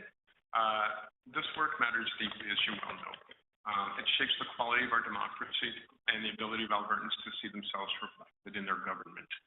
I'm speaking today not only as a city councillor for the city of Edmonton, but as someone who's been through a similar process. In Edmonton, we undertook our own ward boundary commission ahead of the 2021 election. We explored a variety of models, including some that might have looked efficient on paper, like splitting the city into pizza slices, which thankfully did not happen, but also blending multiple regions together. But in practice, we recognized that cutting across too many communities undermined the very representation we were trying to improve. Ultimately, we made the decision to prioritize keeping communities, especially community leads, together.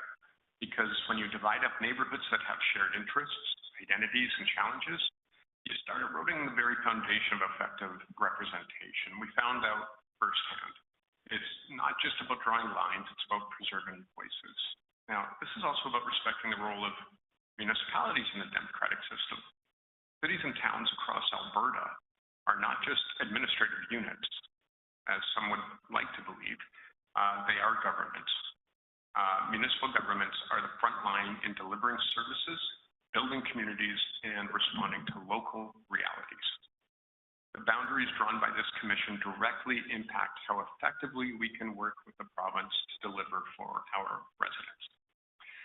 When provincial boundaries ignore how municipalities are structured, cutting through established communities and merging areas with conflicting needs, collaboration begins to suffer. It makes joint planning more difficult. It creates confusion in representation, and it weakens trust between orders of government. At a time when municipalities are increasingly being asked to do more with less, without always being treated as equal partners, fair, coherent boundaries that respect local governance matter more than ever. Effective provincial-municipal relations depend on clarity, respect, and alignment, certainly not fragmentation. Now, Edmonton is the fastest growing city in Canada and the most affordable major centre in Canada. These are not by mistake. These are intentional results from the past few city councils. In fast-growing areas like South Edmonton, the risk of splitting natural communities of interest is especially high. These aren't just clusters of houses. They're families who share schools, transit routes, parks, and public services. If we slice them up and merge them with radically different areas, urban with rural or inner city with outer fringe, we don't get more representative ridings. We get confused homes. Constituents end up underrepresented, and MLAs struggle to reconcile competing priorities within one boundary. We've also seen through recent federal redistributions how certain redrawings can produce unintentional political homogenization. It can flatten diversity, not expand it. It might feel like you're creating a broader perspective, but the result is often a single dominant political voice that drowns out nuance and marginalizes differences. That's not democracy working better, that's democracy getting blurred. And we can and must do better. Let's also not ignore the sheer scale of Alberta's urban growth. The population increases in cities like Edmonton, Calgary, are well documented, ongoing. If we want our electoral map to reflect where people actually live and how they're living, then new seat allocations should probably follow that reality. That means adding representation in places like South Edmonton or North Calgary, where the pressure on services and that diversity of need are the highest. And anything less would fail to represent the Alberta of today and in the upcoming future. We've already heard today about population versus representation disparity that already exists in the province. And while we can see the various rationales for this, it is also very difficult to see it as anything but political. The way we favor specific sets of viewpoints. Albertans, the majority of whom live in our municipalities, understand the difficult situation of equitable representation. To segue a bit, we have a history in North America where some people's voices mattered more than others when it came to the vote, where some demographics, based on either the color of their skin, their culture, or their gender, either had partial or no votes whatsoever. And I look at this table right now and I think, well, what if Representative Sampson, her vote equaled the same as the rest of the people on the panel for their vote? Maybe great for Representative Sampson, maybe not so great for everyone else. And that is the situation we sort of find ourselves in today that has a somewhat dark historical precedent. My grandmother couldn't even vote. That was not a right that she had. And then giving her a quarter vote, one that mattered 1/4, compared to someone else, maybe is not a healthy outcome. So ironically, in order to find better balances of representation, we have given many people outsized voices where their vote matters more than others. And there is a serious moral, ethical, and ultimately legal question about that approach. So I'll close by saying this: keep communities together, respect municipal structures, because that is where the service delivery actually happens. And if the coordination is not there, we start to run into some serious issues. And just as an aside, we have obviously been bringing in evacuees for many years. And even in my own ward, we had 2 instances of serious evacuations where I was able to coordinate with the MLAs because we knew our community. So I'll close ultimately with representation only works if people feel seen. And that starts with boundaries that respect who and where they are. And thank you for your time and your service to Albertans. I know it's not an easy job, and you're going to have an interesting time presenting these results. Thank you very much, sir. Can you tell us what ward you represent? Yes, I represent Ward Dene in Northeast Edmonton. I'm in the boundaries of Edmonton Manning. Okay, and I heard the question about Edmonton Northwest. And if you want to name it Edmonton Paquette, that's fine with me. I'm just kidding. Okay. Oh, I like Okay. Okay. Let me put you on the spot. You're like a politician. You're used to being put on the spot. How many new constituencies? How many people I represent? Electoral districts should Edmonton get? How many? Sorry. How many new ridings should Edmonton get? Oh, how many new ridings? We got 0 new ridings. We just changed the borders in order to ensure that we had an equitable distribution. No. Sorry, not citywide, provincially. Now you have 20 ridings. How many new ones should you get? Oh, should we get? Yeah. Well, considering our population has grown by 125,000 people in the last 3 years, that's bigger than the entire city of Red Deer. And looking at the general size that we like to keep the population representation, probably 2. Okay, thank you. Greg, starting in your end. Yeah, thank you. I have two sort of questions that are similar and related. I'd like you to dig a little deeper into, you alluded to a federal distribution where a sort of inadvertently we end up with a single group that has quite an outsized voice in a community.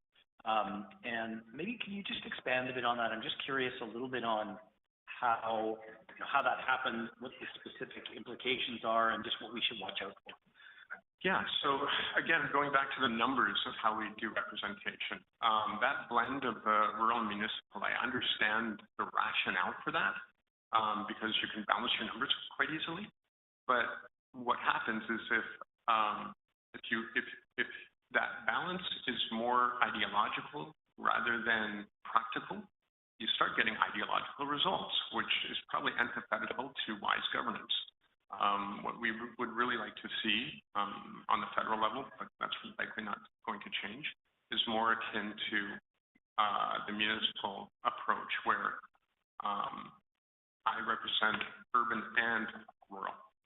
But that's because we had a massive expropriation about 20 years ago or so. And but generally speaking, Edmonton tries to keep boundaries intact when it comes to communities, because otherwise you get a very interesting split where some voices are going to feel like their vote just literally does not matter because of where they live. So if we could right-size that, that would be great. In fact, back to the original point, I mean, your mandate is smaller than this, but the larger conversation probably should be when it comes to the economic impact of municipalities. You know, just Calgary and Edmonton alone account for over 72% of the economic activity in Alberta. Just on that basis alone and the population base, I think it's safe to say that we are still operating with the mindset that Alberta is primarily a rural province. Land-wise, that's true. Population-wise, absolutely not true. And therefore, what you find is a lot of voices go unheard, ignored, and underrepresented in the legislature. And if you don't mind, just a different question. I'm always interested in your opinion on names for constituencies in and around the Edmonton area. Just looking to represent both the specific communities. There have been some suggestions of their Indigenous names that we could use to represent and honor that history. Do you have any specific examples now or interested? But even as we perhaps put some names together or even put some new boundaries together, it'd be interesting to hear your. If there's a will from the commission to do that, one thing I would recommend is maybe find words that can be pronounced easily. But the next is the way we did that is we actually had someone from a community who, Terry Cardinal, who worked at Grant McEwen, still does. She's vice chair there, I believe. She has deep connection with community. She came with an elder, said, "We can do this for you," because it was a recommendation from the commission. She said, "We can do this for you. Give us free rein in order to do it correctly." And they got a bunch of women elders, and they went around the entire city of Edmonton to different points of historical significance through the history of our province and of our city, and the history pre-colonization. And they were able to gift us names that had meaning, that were prayerfully considered by this entire committee of Indigenous elders. And so doing it right, asking the people who understand the city or understand the province and the languages of the province and the history, I think would be very, very important if that was to be a recommendation. It's a little bit different because we tend to honor people with names who have been political leaders in our history. But as we know, that can also be fraught with controversy as perspectives change over decades or centuries. And so that would be my advice if that's something that you're looking to do. And if you want any further information, don't hesitate to reach out to the city of Edmonton. We've had a lot of feedback on that, and the biggest one is that the communication about it could have been even more robust so that people would understand the why, and it was the result of a boundary commission and overlapping numbers and the confusion that could cause. So, yeah. Thank you. How many aldermen are in the city? We have 12 councillors and 1 mayor, so 13. Sorry, Julie. Oh, thank you. Thank you. And I'm very glad you mentioned the fact that in its particular, your ward has a large tract of rural land. So, some people often forget that you and the MLA for Edmonton Manning, say, do have rural representation responsibilities, even though the number of people may be sparse, that you are in fact alive and carry the burden for understanding some of the dynamics of that. So thank you for that, because some people think it's all of one and all of the other. And blending would be bad, but we already experience a bit of that from time to time. Well, I will point out, if you look at the map, and you see the Anthony Henday there, north and east of that is a massive amount of residential development occurring. On the west side of the Manning Freeway, that is all designated industrial. Yeah. And the parts that aren't yet developed now have maybe about 30 residents. So it becomes pretty sparse. And so the issues they deal with, though, are very unlike the issues of the folks living in the city proper. And I will say that I work very hard to be an extremely conscientious representative, and I go out and I talk with people. And one of the challenges is that for those 30 people, while their concerns are extremely important and valid, they take up definitely an outsized amount of time for the work that I have to accomplish for the rest of the 86-some thousand people. It's the 90-10 rule, perhaps. What's that? The 90-10 rule. 10% of it. 10% of it takes 90% of your time. I don't even have 10%. I've got maybe 2% or 1%. Not even. It's beyond that. But luckily, I don't have another sort of township in those borders. Otherwise, I would probably throw things way out of proportion as far as equal representation for everyone that is in my ward. Susan, any questions? Just one, and thank you for the most interesting presentation on the reflection between municipal governance and the work we're doing for the province and how that will play out. I like that link. Did you by any chance recognize the name Audrey Johnson McGillis, who presented to us earlier today? I did not get a chance to hear the previous presentation. Oh, but she was the one that was suggesting Indigenous names for some of the EDs. Did she do work for you in Edmonton when you mentioned elders? What was her name? Audrey Johnson McGillis. I really couldn't say. Okay. We tried to preserve the anonymity of the elders in order to protect them from any unfortunate expected Not a blowback. problem. She offered to help us out, and I wondered if there was an overlap. But thank you. Excellent presentation. Well, thank you. And I'm not sure, but maybe your vote is it greater than the rest of the commission? No. Oh, okay. Yeah, she's rural. Okay, John, any questions? No, I don't have any. Thank you. Thank you very much, sir. And it's really helpful to have someone from another level of government presenting. And I think you're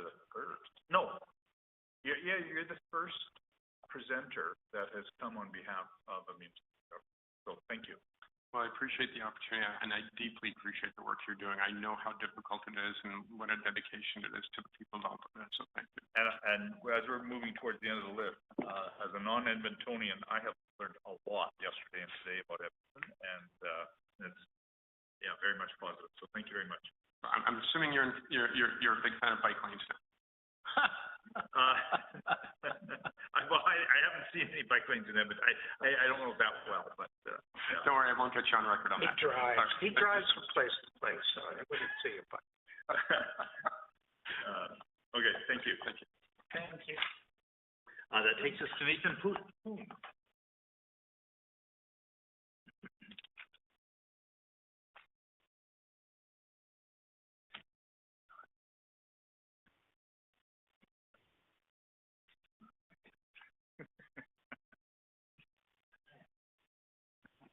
Okay. Good afternoon. Good afternoon. Before I begin, I just really want to thank the commission here today for listening to the diverse perspectives of many Albertans over the past few days and in the continuing days. So thank you so much. My name is Nathan Poon, and I'm the president of the Students Association of MacEwan University, located in downtown Edmonton. I was elected to my position, and myself and a team of 4 vice presidents represent the interests of over 19,000 MacEwan University students, advocating on their behalf on academic, non-academic, and government issues. It is important Also, to highlight that SAMU is a nonpartisan organization, and we do not align ourselves with any political parties, provincial or otherwise. Our members, who are students, live across and around the city of Edmonton, and student civic engagement is a key priority for SAMU, so we speak with you today through that lens. Representation of post-secondary students in Alberta's electoral process is integral to ensure students' specific concerns, like housing and affordability, are effectively represented. As the electoral boundaries of Alberta are being redrawn, I encourage the Commission to consider the distribution of students in cities like Edmonton and the communities they constitute. Population growth in Alberta has been on a steady incline for a number of years, and it's encouraging to see a plan for additional representation for Albertans in keeping up with the increased number of voters. In the previous federal election, we saw the addition of Edmonton Gateway, hoping to account for the boom in population in the south side of Edmonton in particular. And given that MacEwan University previously had a campus in Millwood, so in southeast Edmonton, which is closer to the South Edmonton area, and given that transit data suggests a strong student population on the south end of the city, we would hope to see a similar approach for the provincial election, ensuring the people of South Edmonton are fairly and effectively represented. Additionally, the allocation of an additional seat to the Edmonton area would greatly contribute to the voices of students in Alberta. As MacEwan, the University of Alberta, and several other institutions are situated across Edmonton, the city is home to a huge population of students. As those students study, research, and contribute to the culture and economy of the province, we also hope that there will be enough voices in the legislature to advocate for their well-being. However, in acknowledging that students are spread out in the city, we also want to encourage the Commission to be thoughtful when deciding which communities will be bundled together under a new riding.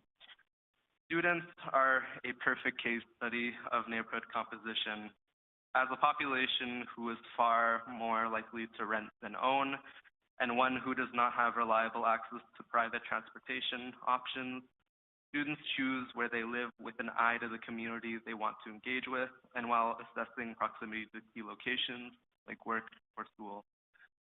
As a result, the communities we live in don't only reflect the location of our homes, but also priorities and expectations relative to our neighborhoods.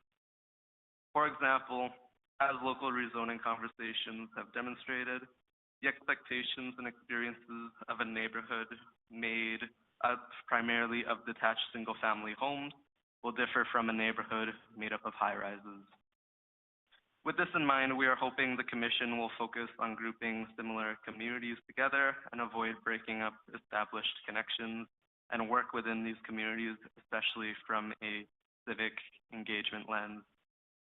To close, I want to reiterate the value we see as students and additional representations for Edmontonians and South Edmontonians in particular, with the hope that the decision made for the new boundaries will aim to minimize disruption to establish networks within these communities. As my colleague pointed out, the previous speaker, Mr. Paquette, Edmonton has seen a rise over the past 3 years. I believe it's 125,000, and a large portion of that is students coming in from around Alberta. At MacEwan University, we are projecting a substantial rapid growth of students by 2030 from 17,000 to 30,000. And especially in for example, in our residences, so in our student housing, our student body, what we've been hearing is that it has been incredibly difficult to find housing in the sort of downtown areas, so most of them have sort of been situating themselves in areas such as South Edmonton. Thank you. Thank you very much, Mr. Kuhn. How long have you been in this position? About 1 month. Okay. And is it for the next year or next 2 years? Absolutely, for the next year, maybe 2 years if the students let me. And what are you taking? I'm in computer science. Okay. Mr. Evans, any questions? No, thank you. Did you do a written submission? I couldn't find my notes on that, but I thought I read this, something along the same line. No, I have not submitted a written Okay. Thank you. Thanks for coming. And I have a personal request of you. That next week, when you go to the Board of Governors meeting, send my regrets. Okay. Because I'll be with this crowd. But I echo your remarks about the significance of the activity of students in Edmonton and about the reliance on adequate transit areas and where the students find accommodation. McEwen has about 25% of the daily commuter traffic in and out of the central part of Edmonton. So it's a very significant feature of the central part of the city. So I certainly take your remarks to heart. And then, of course, the U of A, a similar story is there as well. Thank you. Yeah, no further questions or comments from me. Aside from a note of thanks for being here. Really appreciate it. There is one more question. I found what I was referring to. We had a written submission from an individual with the last name of Salazar, and he was the student union rep from Mount Royal. And he mentioned the same types of concerns that you did. So, there's voices out there focusing on a similar problem. Thank you. Okay, thank you again very much. Thank you so much. Our next presenter is David Hardman. David Hardman.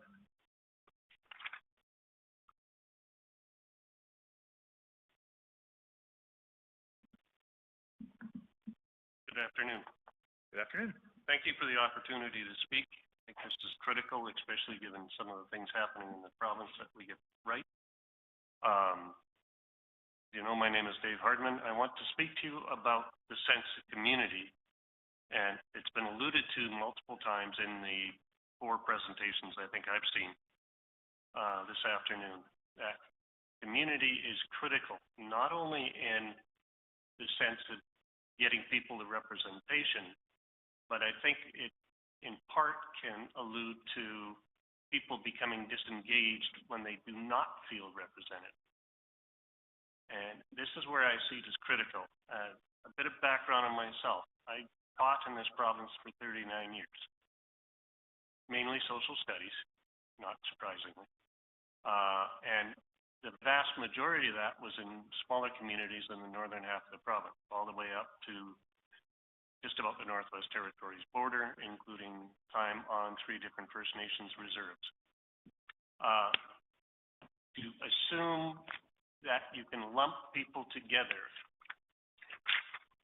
without that sense of community is impossible. I know we'll never get it right, and you guys have tasked with the job of getting it right, but I'll give you an out. We'll never get it perfect. I'll go with that as well. Okay. But I hear people talk in Alberta about this concept of the unique culture of Alberta. I take great umbrage with that because I've been all over this country multiple times, and every area's got its own unique culture. And I'll say that right down to the difference between 2 small towns I taught in up north that were 17 miles apart, and they were different. So when we start considering putting these groups together, that's a massive part of it. We have a obvious split between rural and urban, and this is becoming more and more so as time goes on, even from the time I was a kid, which I know was getting a long time ago. Urban and rural were not split as much because half the people who lived in cities had lived on farms as younger people. We don't get that anymore. Most people don't know where their own food comes from. So to build community, we have to somehow make sure that when you have a representative, you have one that can represent that constituency. And to represent that constituency, we have to have someone, or a constituency, I'm looking at it not from the representatives group, but from the physical plant of that constituency, you have to have a group of people that can be represented. If you look at the major problems that we constantly hear of around the province, medical care. Well, this town I lived in for 15 years, their emergency room was closing. And they're the nearest hospital in about an hour either way. So when we talk about not being able to get a doctor, we can get into a hospital, we gotta wait in the urban area. They're talking about, they have no doctors, no emergency care there.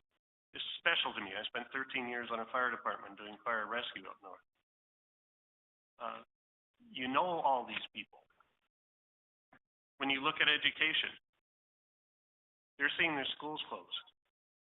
You close a school in a small community, you kill the community.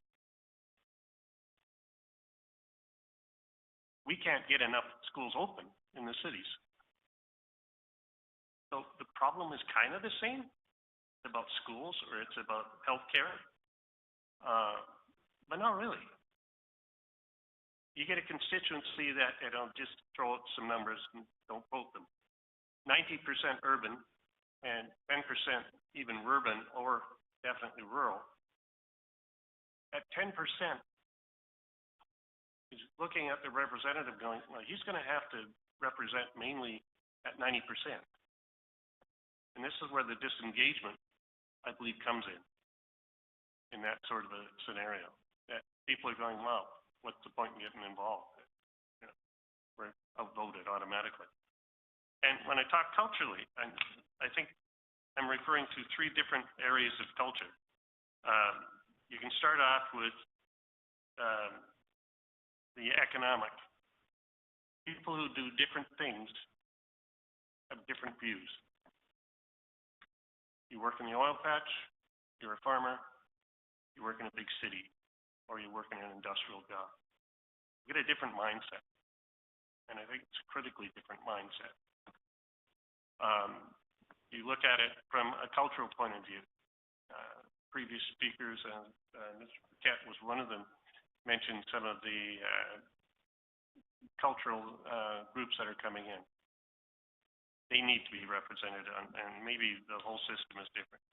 And then you have the geography. And they're very generic terms. So I think we have to be very, very careful. We have to understand that when the rural people complain about policing or lack of, it's serious. They're like, you get in trouble and need the police in many rural areas that I've worked in, especially up in the Peace River country, you might be an hour and a half from an emergency response for police. None of this 8 minutes and the ambulance is at the door and the police are probably there beforehand, the fire department is probably there before that. So we've got to put this together and we've got to organize the system better, that you can have representatives that are dealing with those issues in that context. As a social studies teacher, I know I'm tending to be long-winded, so I'll wrap it up at that. Thank you for your patience and wish you all the best in this incredibly important job you're doing. Any questions? Thank you very much, Mr. Hardman. And for a social studies teacher, your math is perfect. 7 minutes. Oh, I had timer on, but it faded on me. My technological skills are not there. Great. Thank you so much. I appreciate that, Mr. Hardman. What constituency are you from? Where do you live currently?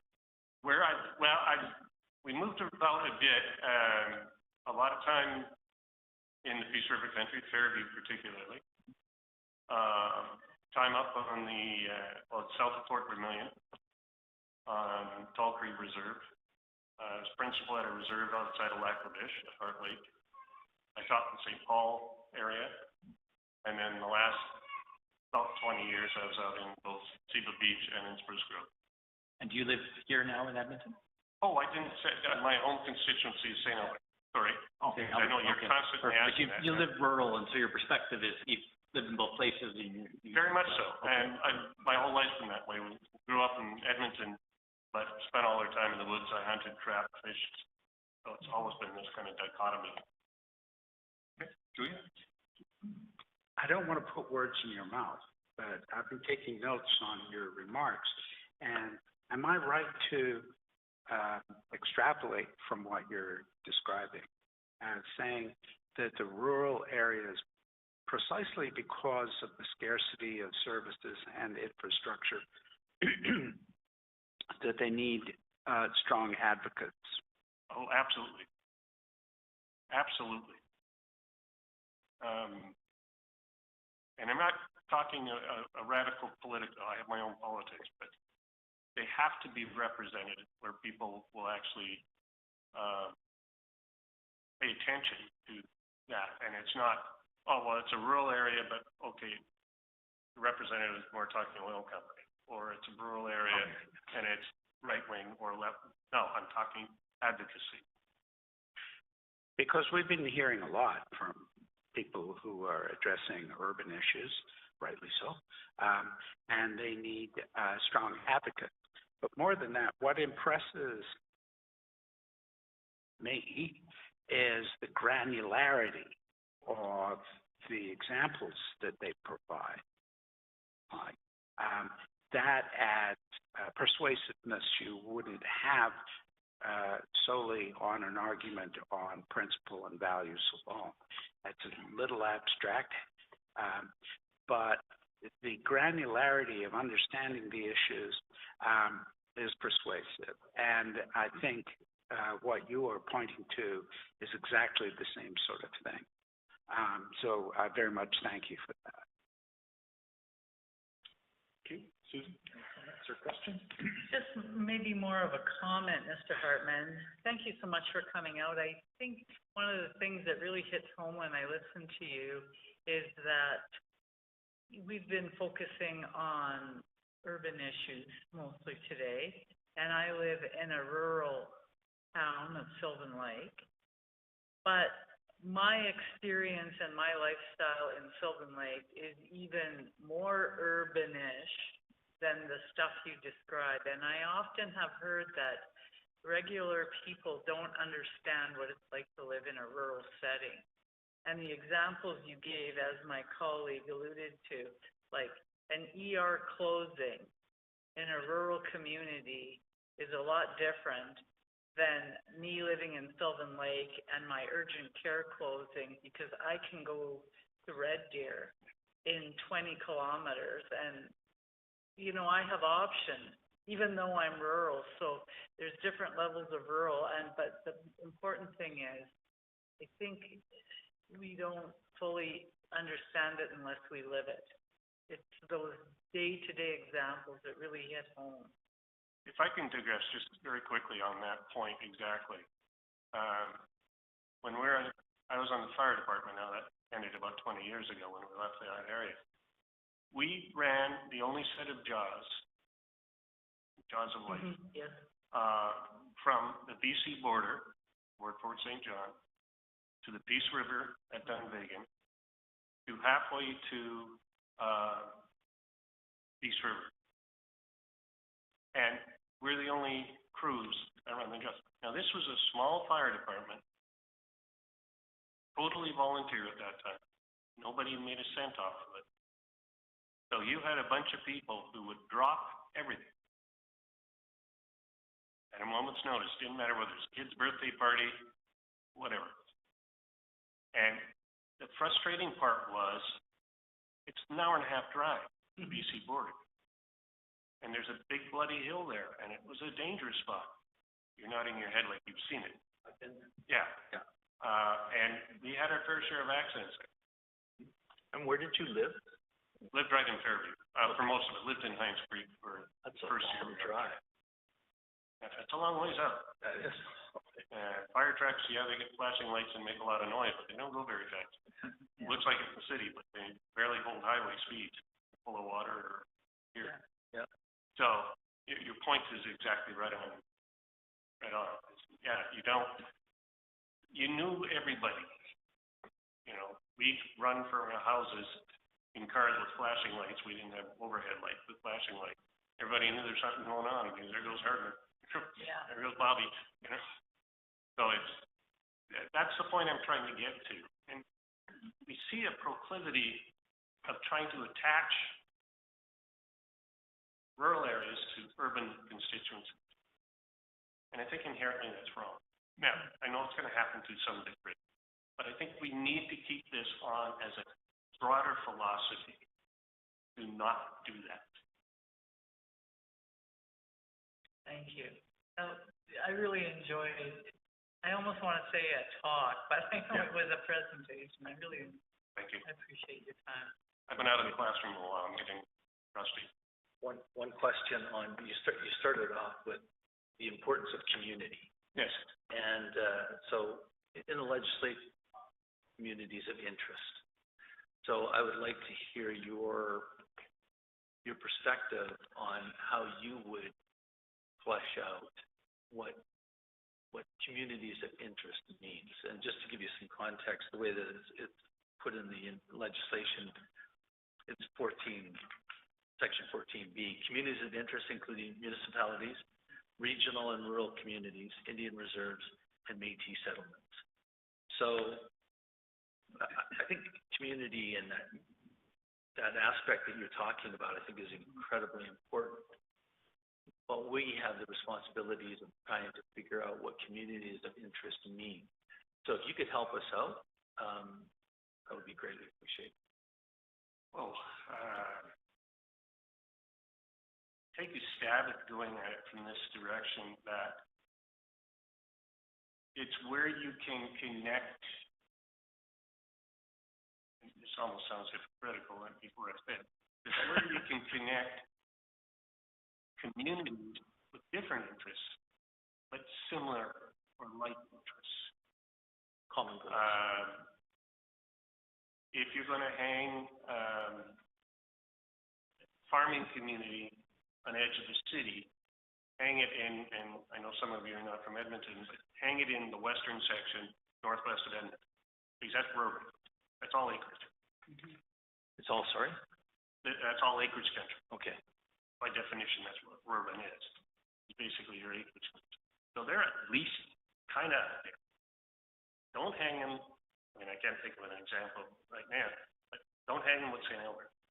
St. Albert is nothing to do with agriculture. It's got little to do with industrial. Basically a professional-based city. So that sort of thing, if you're going to build a community of interest, highlight and go for those like and similar interests. Just don't look at geography. Well, we can carve a chunk of X thousand people out of this rural area and attach it to this urban area and go with it from that perspective. Again, if you look at an obvious one would be, you know, Grand Prairie, East River. You could add a chunk of the oil patch area to it, because half the guys who live there are working in the oil patch. That's kind of the thing I'm getting at. If I'm making sense? No. We're just looking for feedback and to help us flesh that out. So thank you. Appreciate your presentation. Okay. Thank you very much. Mr. Hardman, you are probably exemplary of the type of presentation we've enjoyed the most, because it's turned into a bit of a conversation. And we've had over 40 presenters, I think, in the last 2 days, or close to that. And we're happy to keep going, but we have some time left, so thank you so much. Thank you very much for the opportunity, and best of luck. Genuinely ironic approach. We appreciate it. Thank you. Thank you. As a teacher, I used to do my song and dance. I still apparently still do it. Have a good day. Thank you. Thank you. That then, I believe, takes us to our last presenter, Bobby Sue Menard.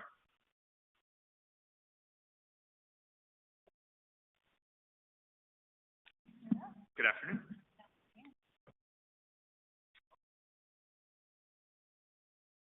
Hello, everyone. My name is Bobby Menard. I am here apparently for partisan reasons, but I'm going to try and make the case that that is not so. So for my parents' sins in childhood, I sit on the provincial board of the United Conservative Party as an Edmonton Regional Director. And as much as I would like to in 7 minutes shove in every single argument 20 CA presidents have asked of me to defend their neighborhoods at all costs, I'm not here to do that at all. I'm actually here to make a case that I think is in service of Alberta and democracy as somebody who is a private citizen is gleefully and joyfully involved in the partisan process, because I think that that can take care of itself on the simple point that this legislation is written very famously for where the puck is going, not where it has been. And that the case for this legislation and its interpretation is one of firm optimism on behalf of all Albertans. So in pursuit of that goal, I should like to say that the Edmonton region sits at an incredibly unique, if not exemplary, intersection and example of the legislation itself in sections A and B of 14, with sparsity, density, and a rate of growth of population, and communities of interest, including municipalities, regional and rural communities, and Indian reserves. All we are missing are the Métis settlements, although we enjoy a tremendous and robust population of folks with that background within our community as a whole.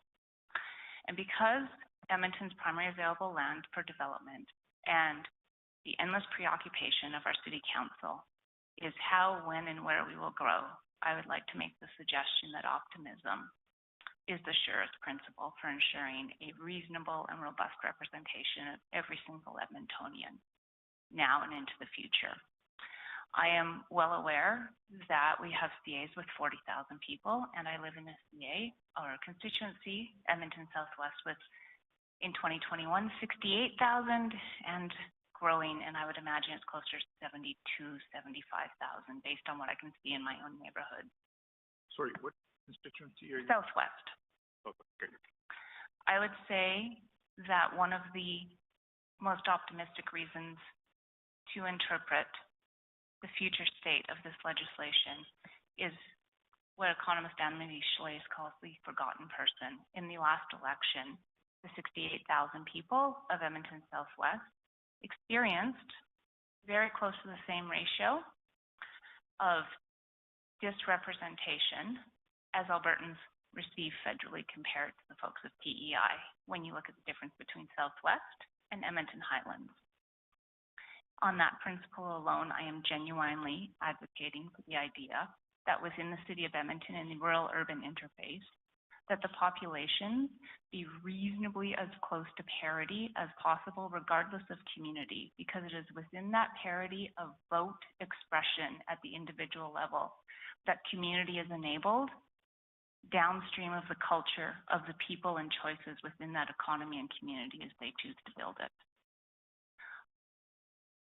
I will say that I am very deeply aware that electoral fairness is not just about numbers. That community is a genuine expression, and that even legislation such as this is downstream of the culture and expression of the people who create it and the economy which enables that. However, the major disparities in voter expression were predictable and wrongly decided in the last round, because we should not have 30%, 40% differentials in population within a single electoral boundary cycle. And I understand that we had massive, if not exponential growth as a vote of confidence from people around the world immigrating to Alberta, and that there are currently 1.6 million racialized Albertans, visibly racialized Albertans, and another 500,000 or so who are non-visibly racialized but are nonetheless immigrants, compared to 650,000 rural Albertans. I am advocating sincerely for the optimistic case that those who choose us as a life's passion and choice and leave behind that which they are known have equal right as Canadian citizens of choice to a full expression of their vote with parity, regardless if they choose urban or if they choose rural Alberta. I am also advocating for the idea that we have a rural-urban interface that has radically changed how people access services and how people enable the creation of capital, of wealth, of how they educate their children, how they access government provision, and how their tax dollars are exercised at all three levels of government on their behalf. And that recognizing that is more enabling of community rather than a rural-urban dichotomy that is currently costing this province substantive reputational and cultural risks in terms of stability. I often tell this in my personal life. I worked in rural economic development for a long time. I work now with my family business, which is rural and high-tech agriculture just outside of Sylvan Lake. Rural Alberta, if you look at population as a heuristic, has stayed flat. But maybe up 1, maybe down 2, maybe down 3% over the last decade, where urban has gone up 8, 9, 10 points, depending on which perfect plot of urban Alberta you pull on. If you look at that as a heuristic of economic growth, we have a term for that delta or that difference between 10% growth and staying flat. A 10% drop in economic activity is called the Great Depression, and I grieve for my fellow rural Albertans where I make a living. Their children are not coming home. Their land is not selling.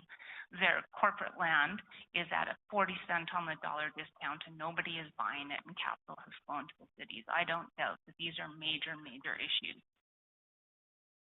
And yet the optimistic case for Alberta is one where there is the ability of every single Albertan to come together within community, within the rural-urban interface, with the ability to drive your pickup truck or drive your smart car down the geographic lines that we say are somehow creating a sense of place.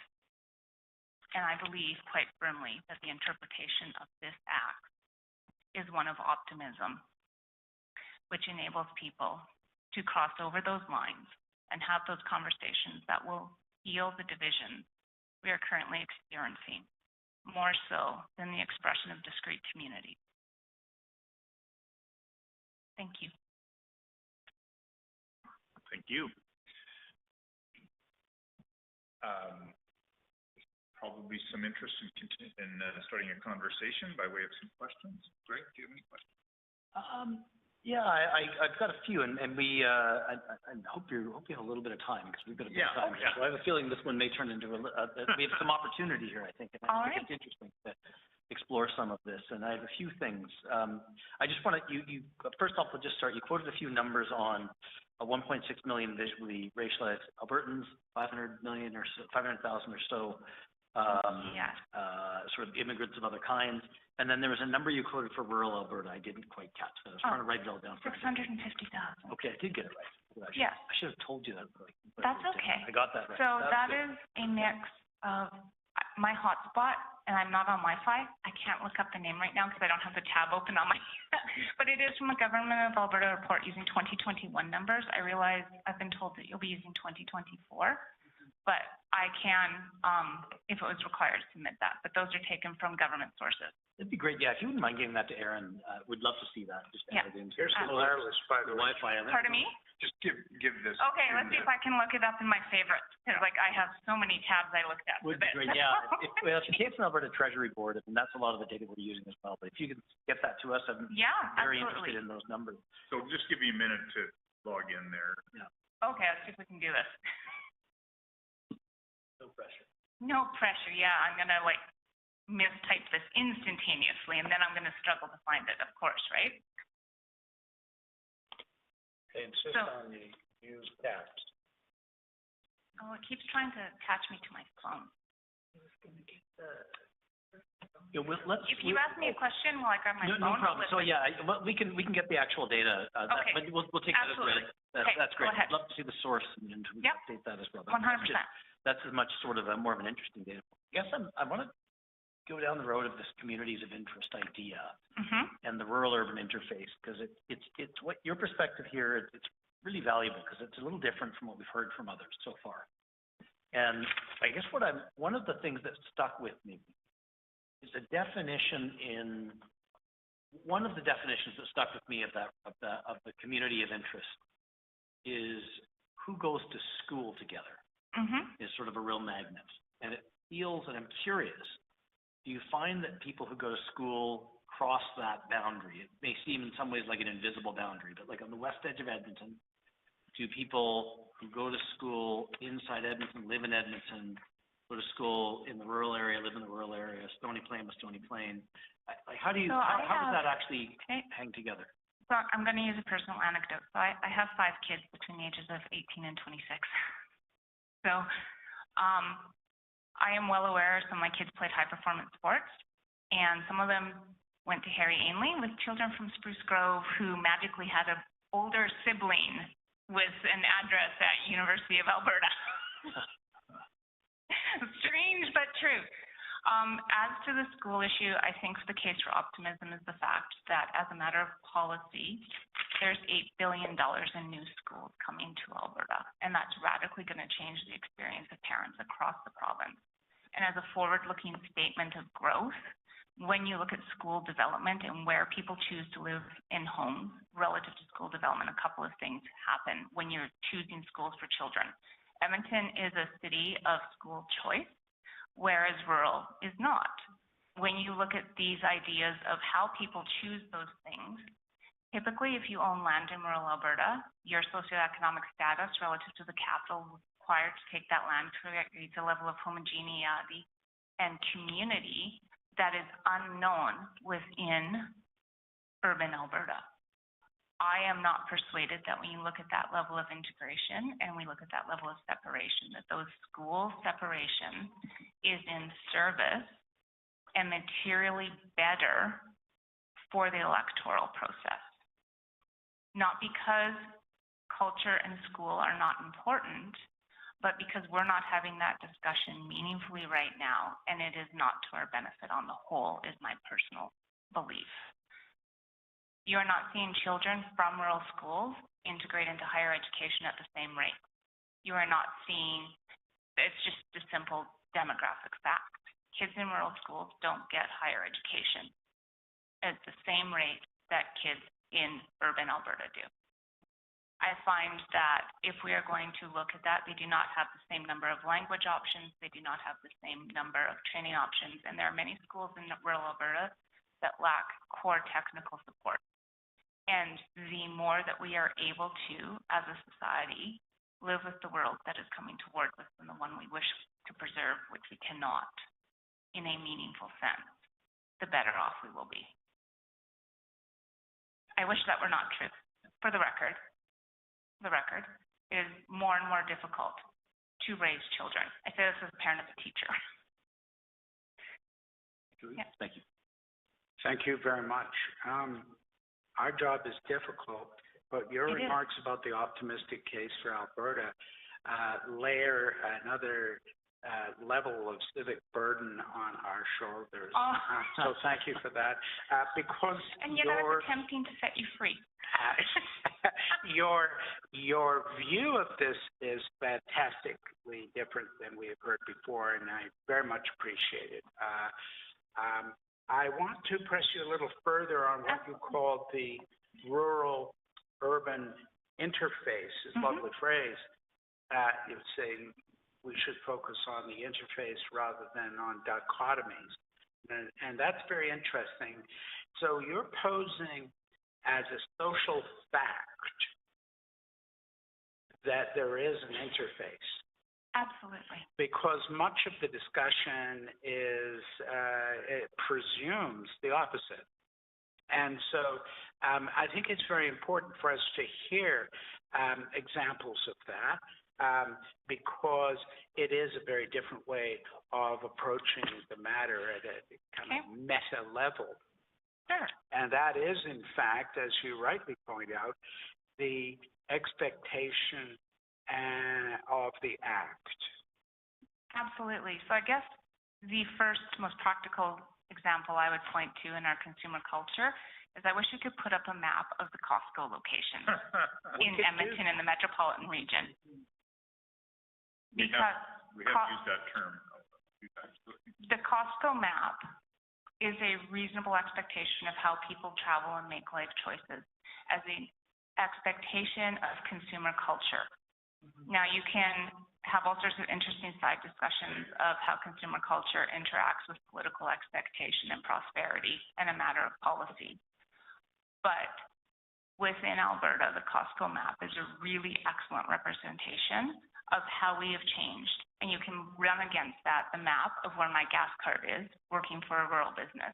And that's my UFA card. And how we access the stuff of life and how we function, which starts in Alberta, both literally and metaphorically with petroleum, and then our groceries and our agriculture, demonstrates, I believe, a really clear example of how urban, exurban, and rural are interacting together, and that many of those ideas of community and culture are downstream from the reality of how we live our day-to-day lives. And that the optimistic case, which I'm trying to make, is that how we behave in setting up the core functions of our lives enables us to make better decisions in and around our communities and more robust decisions. I think it's very instructive that very large retail corporations, Costco, excellent example, plan these things very carefully where they're going to invest capital and staff, and that they would choose to locate or maintain existing Costco warehouses is a good indicator of catchment areas, to be sure. I think that one of the second example I would point to is the changing demographics in the bedroom communities of Edmonton for immigration. So there is a real shift in how immigrants are viewing the bedroom communities or suburban communities of Edmonton based on, one, can they get a mortgage? Two, where can their kids go to school? But where can they also access work? And what we're seeing is,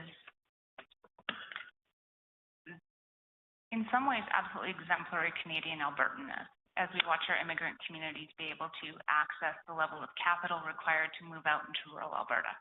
And you're seeing them spread out on a consistent basis. I, for one, am absolutely delighted by that fact. I think that the Alberta promise is being made real in front of us, whatever your side of your political spectrum that you're on.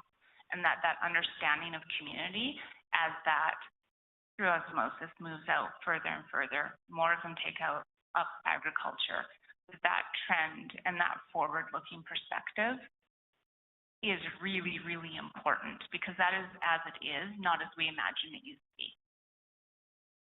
If I may just conclude, at least now, osmosis is exactly the right image. And in fact, you took the words almost right out of my mouth. But I would be very grateful if you could provide your notes to our clerk, Aaron, who's hiding somewhere. Absolutely. He's always on the phone somewhere. But we'd love to have this because it's such good food for thought. Thank you. And it'd be particularly helpful if you could include all the examples you have. Yeah, I absolutely will. I'll have to add a few things in because they're sort of sticky noted across my screen. But if I will get his email and I'll provide them within the next 24 hours, absolutely. That's super. Susan, any questions, comments, dialogue? Yes, thank you for your presentation. Oh, you're welcome. And it's very detailed and high level. So I'm going to ask you a question to give me an example, because we've often talked about the challenges of mixing rural and urban. And when my particular thought was, if you have one MLA and the region is split between rural and urban, how would that enhance the rural from your perspective? Why is that such a good thing? Like, you have said why you want it, but I've been told numerous times why it's a difficult thing. Why is it a good thing from your point of view? So when you have, say, 50%, let's not pick 50-50, let's pick 25% rural, which is tacked onto a larger 75% urban population, it actually serves as a moderating force on the 75 because it enables and requires that particular representative, regardless of their political stripe, to balance off needs. It serves as a moderating force. The simple fact of the matter is that the population of rural Alberta is insufficient relative to urban Alberta with the growth in population to maintain the level of influence that it has unless it acts as an integrated moderating force. Enabling rural to participate with urban within a body of MLAs changes the breadth of perspective of said MLAs because you will have pure urban, pure rural, as well as mixed. That level of diversity of perspective is valuable inside the legislature from my point of view, regardless of political stripe. And it also enables the reasonable representation of people's life work as capital and investments inside farmland, inside urban, to have a downstream effect on the culture and policy that we have as an economy. We get a lot of pushback from MLAs who have said that the workload on a straight rural constituency is immense. And we've taken that into consideration in our deliberations. And then in the same breath, but different people have said the mix of priorities makes it difficult to have a clear voice when trying to advocate. So clarity of voice is not a unalloyed good because it automatically means that you have the fear FMO, the fear of FOMO, fear of missing out. So while singularity is important, if we have a series of MLAs across 89 people who all have a level of singularity, they have no inherent impetus for compromise, nor does it increase the empathy required for good decision-making and consensus-based policy development. Rural and urban, whether we like it or not, from an economic point of view, are currently separating. Increasing the representation of rural rather over top of urban on a population basis diminishes the overall importance and efficacy of the vote as a matter of accessibility. People deserve to have a reasonable parity of the impact of their vote, and they also deserve to have a wide spread of perspectives and responsibilities within their MLAs. Really briefly, for the rural MLAs, I do believe that there are definitely regions within this province where that 8-hour drive is just an absolute job killer. I'm not saying that those folks should be in that 60,000 to 65,000 population at all. I think those exceptions are real and valid, and they should be there. I do think, and I'm going to say this as respectfully as possible, as somebody on the volunteer side who works with a lot of MLAs. They have many, many options in the ways in which they can discharge their duties. And as much as I have a huge degree of sympathy and empathy for the driving and the demands of the job as I perceive them to be, there is a level of cultural affinity within urban that very rarely sees an MLA in the same way that rural does. And that cultural affinity is insufficient to the cause of voter agency throughout the province, whether they live in rural or whether they live in urban. It's not paramount to that. I believe that the forgotten person in this equation is the person in urban, as urban experiences substantive growth, whose voter access is diminished over time if we do not set this up so that we can accommodate future growth. And there's been no substantive evidence to say that while our current growth rates are bonkers, thank you to the federal government, that growth will dissipate, or that rural has a clear pathway to catching up to the growth rates of urban. I agree. Thank you. Mr. Evans? What's your thoughts on the idea of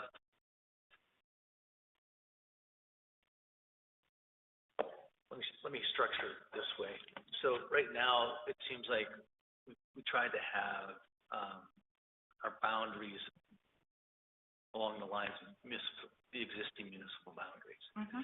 Is there an advantage in the way that you're thinking to having, the inclusion or a situation where we would have two MLAs representing one, municipality, for example, a rural municipality?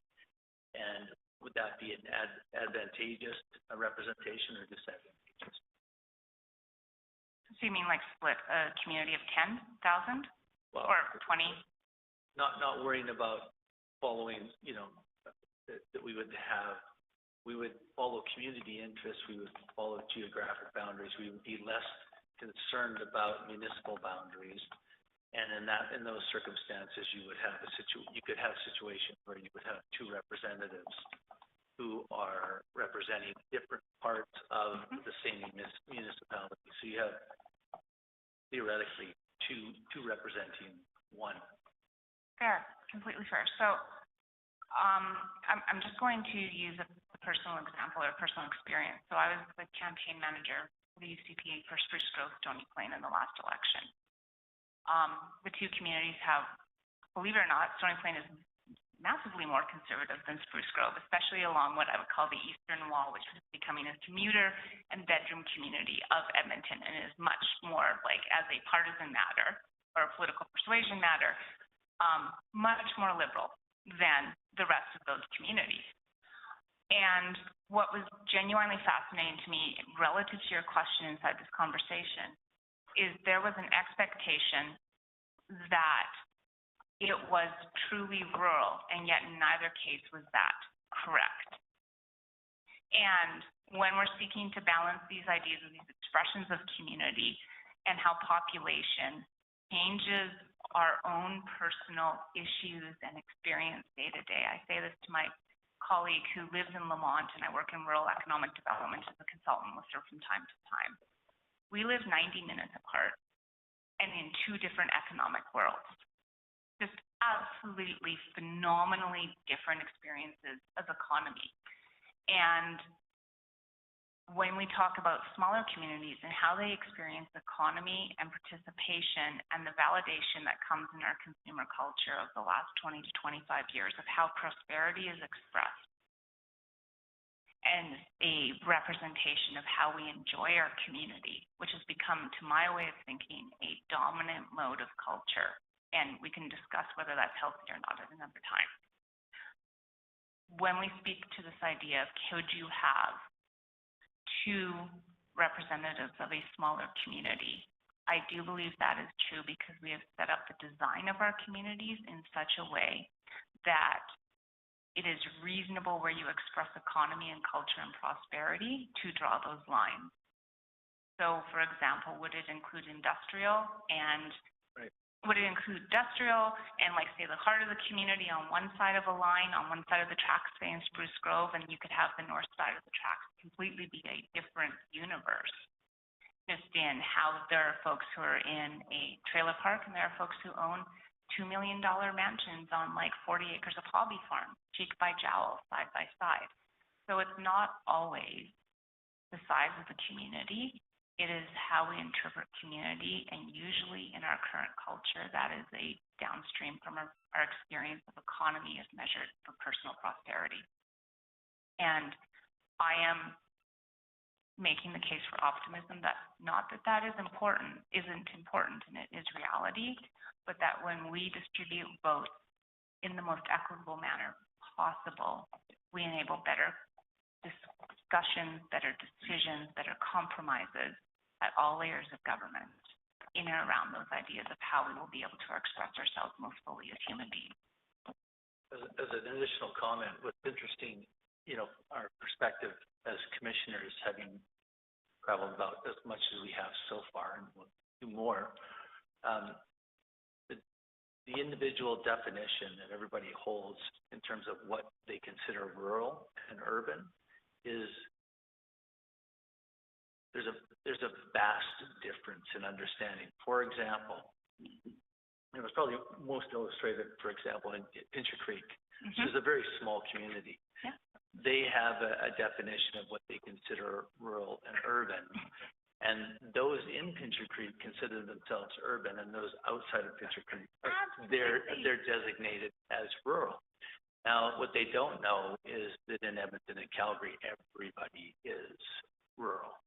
And so it's very unique to have these discussions about urban and rural, because it's all a matter of perspective. Oh, absolutely. So our family business, hopefully this isn't recorded, is Smoky Trout Farm. So we are halfway between Red Deer and Silver. Actually, it is recorded. Okay, well, it is what it is. So there you go, there's personal detail.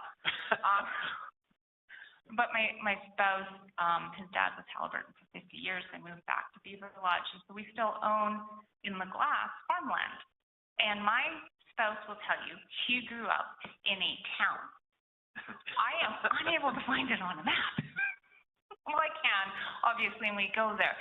But I absolutely agree that there is a sense of perspective, and sometimes I try to make the argument to folks that the rate of change is less important than the propensity or the frequency in which we experience that rate, which goes to the definition I think you are putting forward. The more often we experience a high speed of economic growth or a high speed of economic decline, the more often we change our definitions of how we understand our sense of place in the world.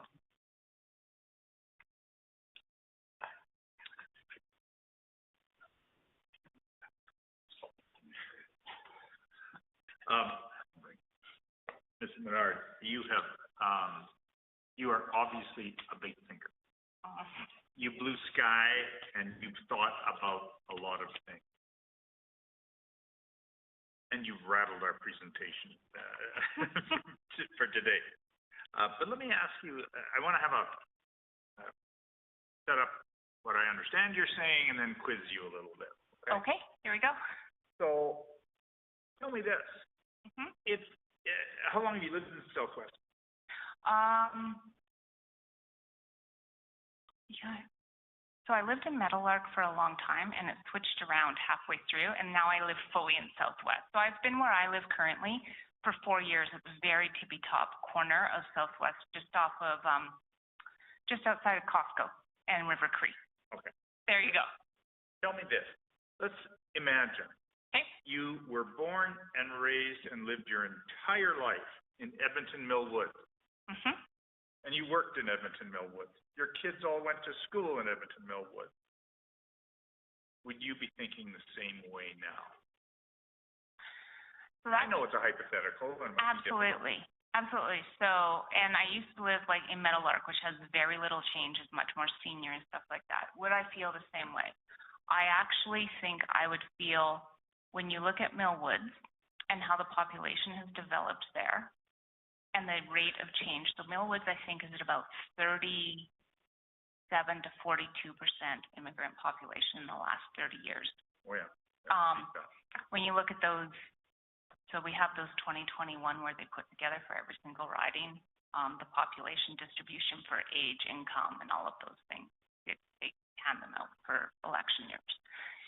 One of the things that is really interesting if I lived in Mill Woods is that my experience and perception of the rate of change would be a different idea of my built environment than if it is in Southwest.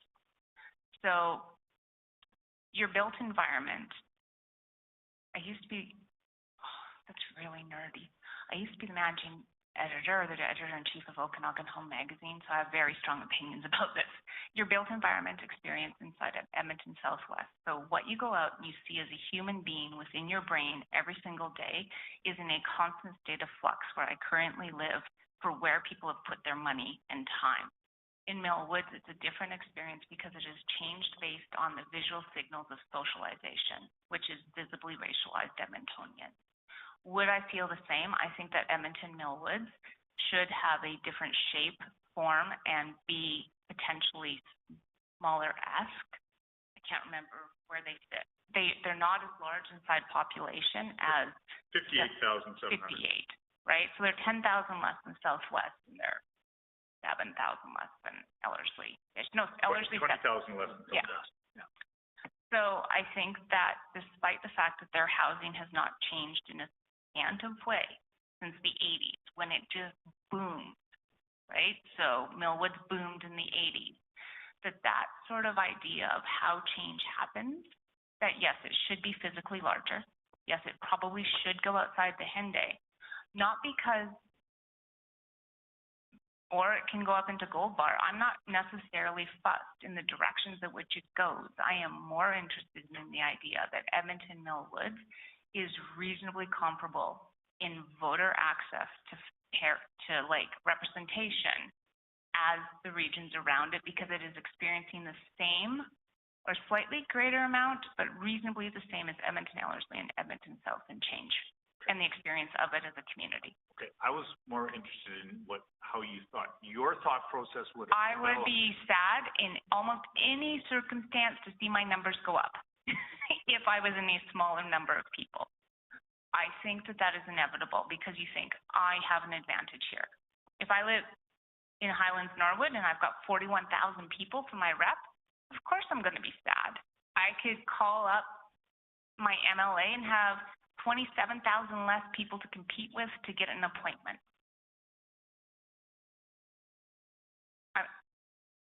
That may make me personally sad, but as a body politic, that's corrosive. It just is flatly corrosive. My sadness is not greater than the needs of every other Edmontonian to have a reasonably equitable access to an MLA, such as the quality of that MLA may be. And with 89 of them coming up, I'm sure it's going to be ever more diverse in terms of quality. But my sadness is an expression of my personal beliefs is insufficient to overcome the imperative that everyone has equality on this. Okay, so should we bleed into the country in the electoral districts in the perimeter of the city of Edmonton and create a bunch of blended or hybrid riding? I do believe that there is tremendous value in doing more like Edmonton, Ellerslie South, and even into Southwest, because it creates a third perspective within the legislature. I believe that also in Calgary, Okay. because, Well, let's just stick with Edmonton. okay, but I do believe that. The three bottom ridings of the city easily could be blended or hybrid. Yeah, so could West Henday. There is not, perhaps the limitations would be Gold Bar and Meadows because of Sherwood Park and Northwest because of St. Albert. Yeah, okay. But otherwise, no, I do believe there's tremendous value because Edmonton is deeply diverse in its economic expression. The heartland is real. There's tremendous manufacturing in various places. And most folks who live within a 45-minute drive of downtown or even a 30-minute drive of Costco, the rural expression is of preference, not of reality. Okay. I want to limit. Sorry. I could keep dialoguing, Yeah, quizzing you, but Julian, you've got one more I'm question. short and snappy, because I could go on forever, building a complete theory of representation on the basis of your assertions, and I would enjoy that. But to recap, if I might, you're asserting that an ecosystem, so to speak, of electoral district types, that this is healthy for Alberta at the macro level and should be at minimum sustained as part of the array of electoral district types we offer. Yes. Thank you. Well, thank you very much, Ms. Menard, for coming and sharing with us your perspective and obviously the results of a lot of thinking on your part. And for that, we are grateful. It doesn't mean you make our job any easier, let me tell you that. I am sincerely, if I had a goal, and I wrote a goal down for this, was to give you a reasonable set of rationales where you could find a way forward to be optimistic and confident to express on behalf of all Albertans equal access to the vote. Well, thank you very much. And we will adjourn until after dinner tonight at 6:30.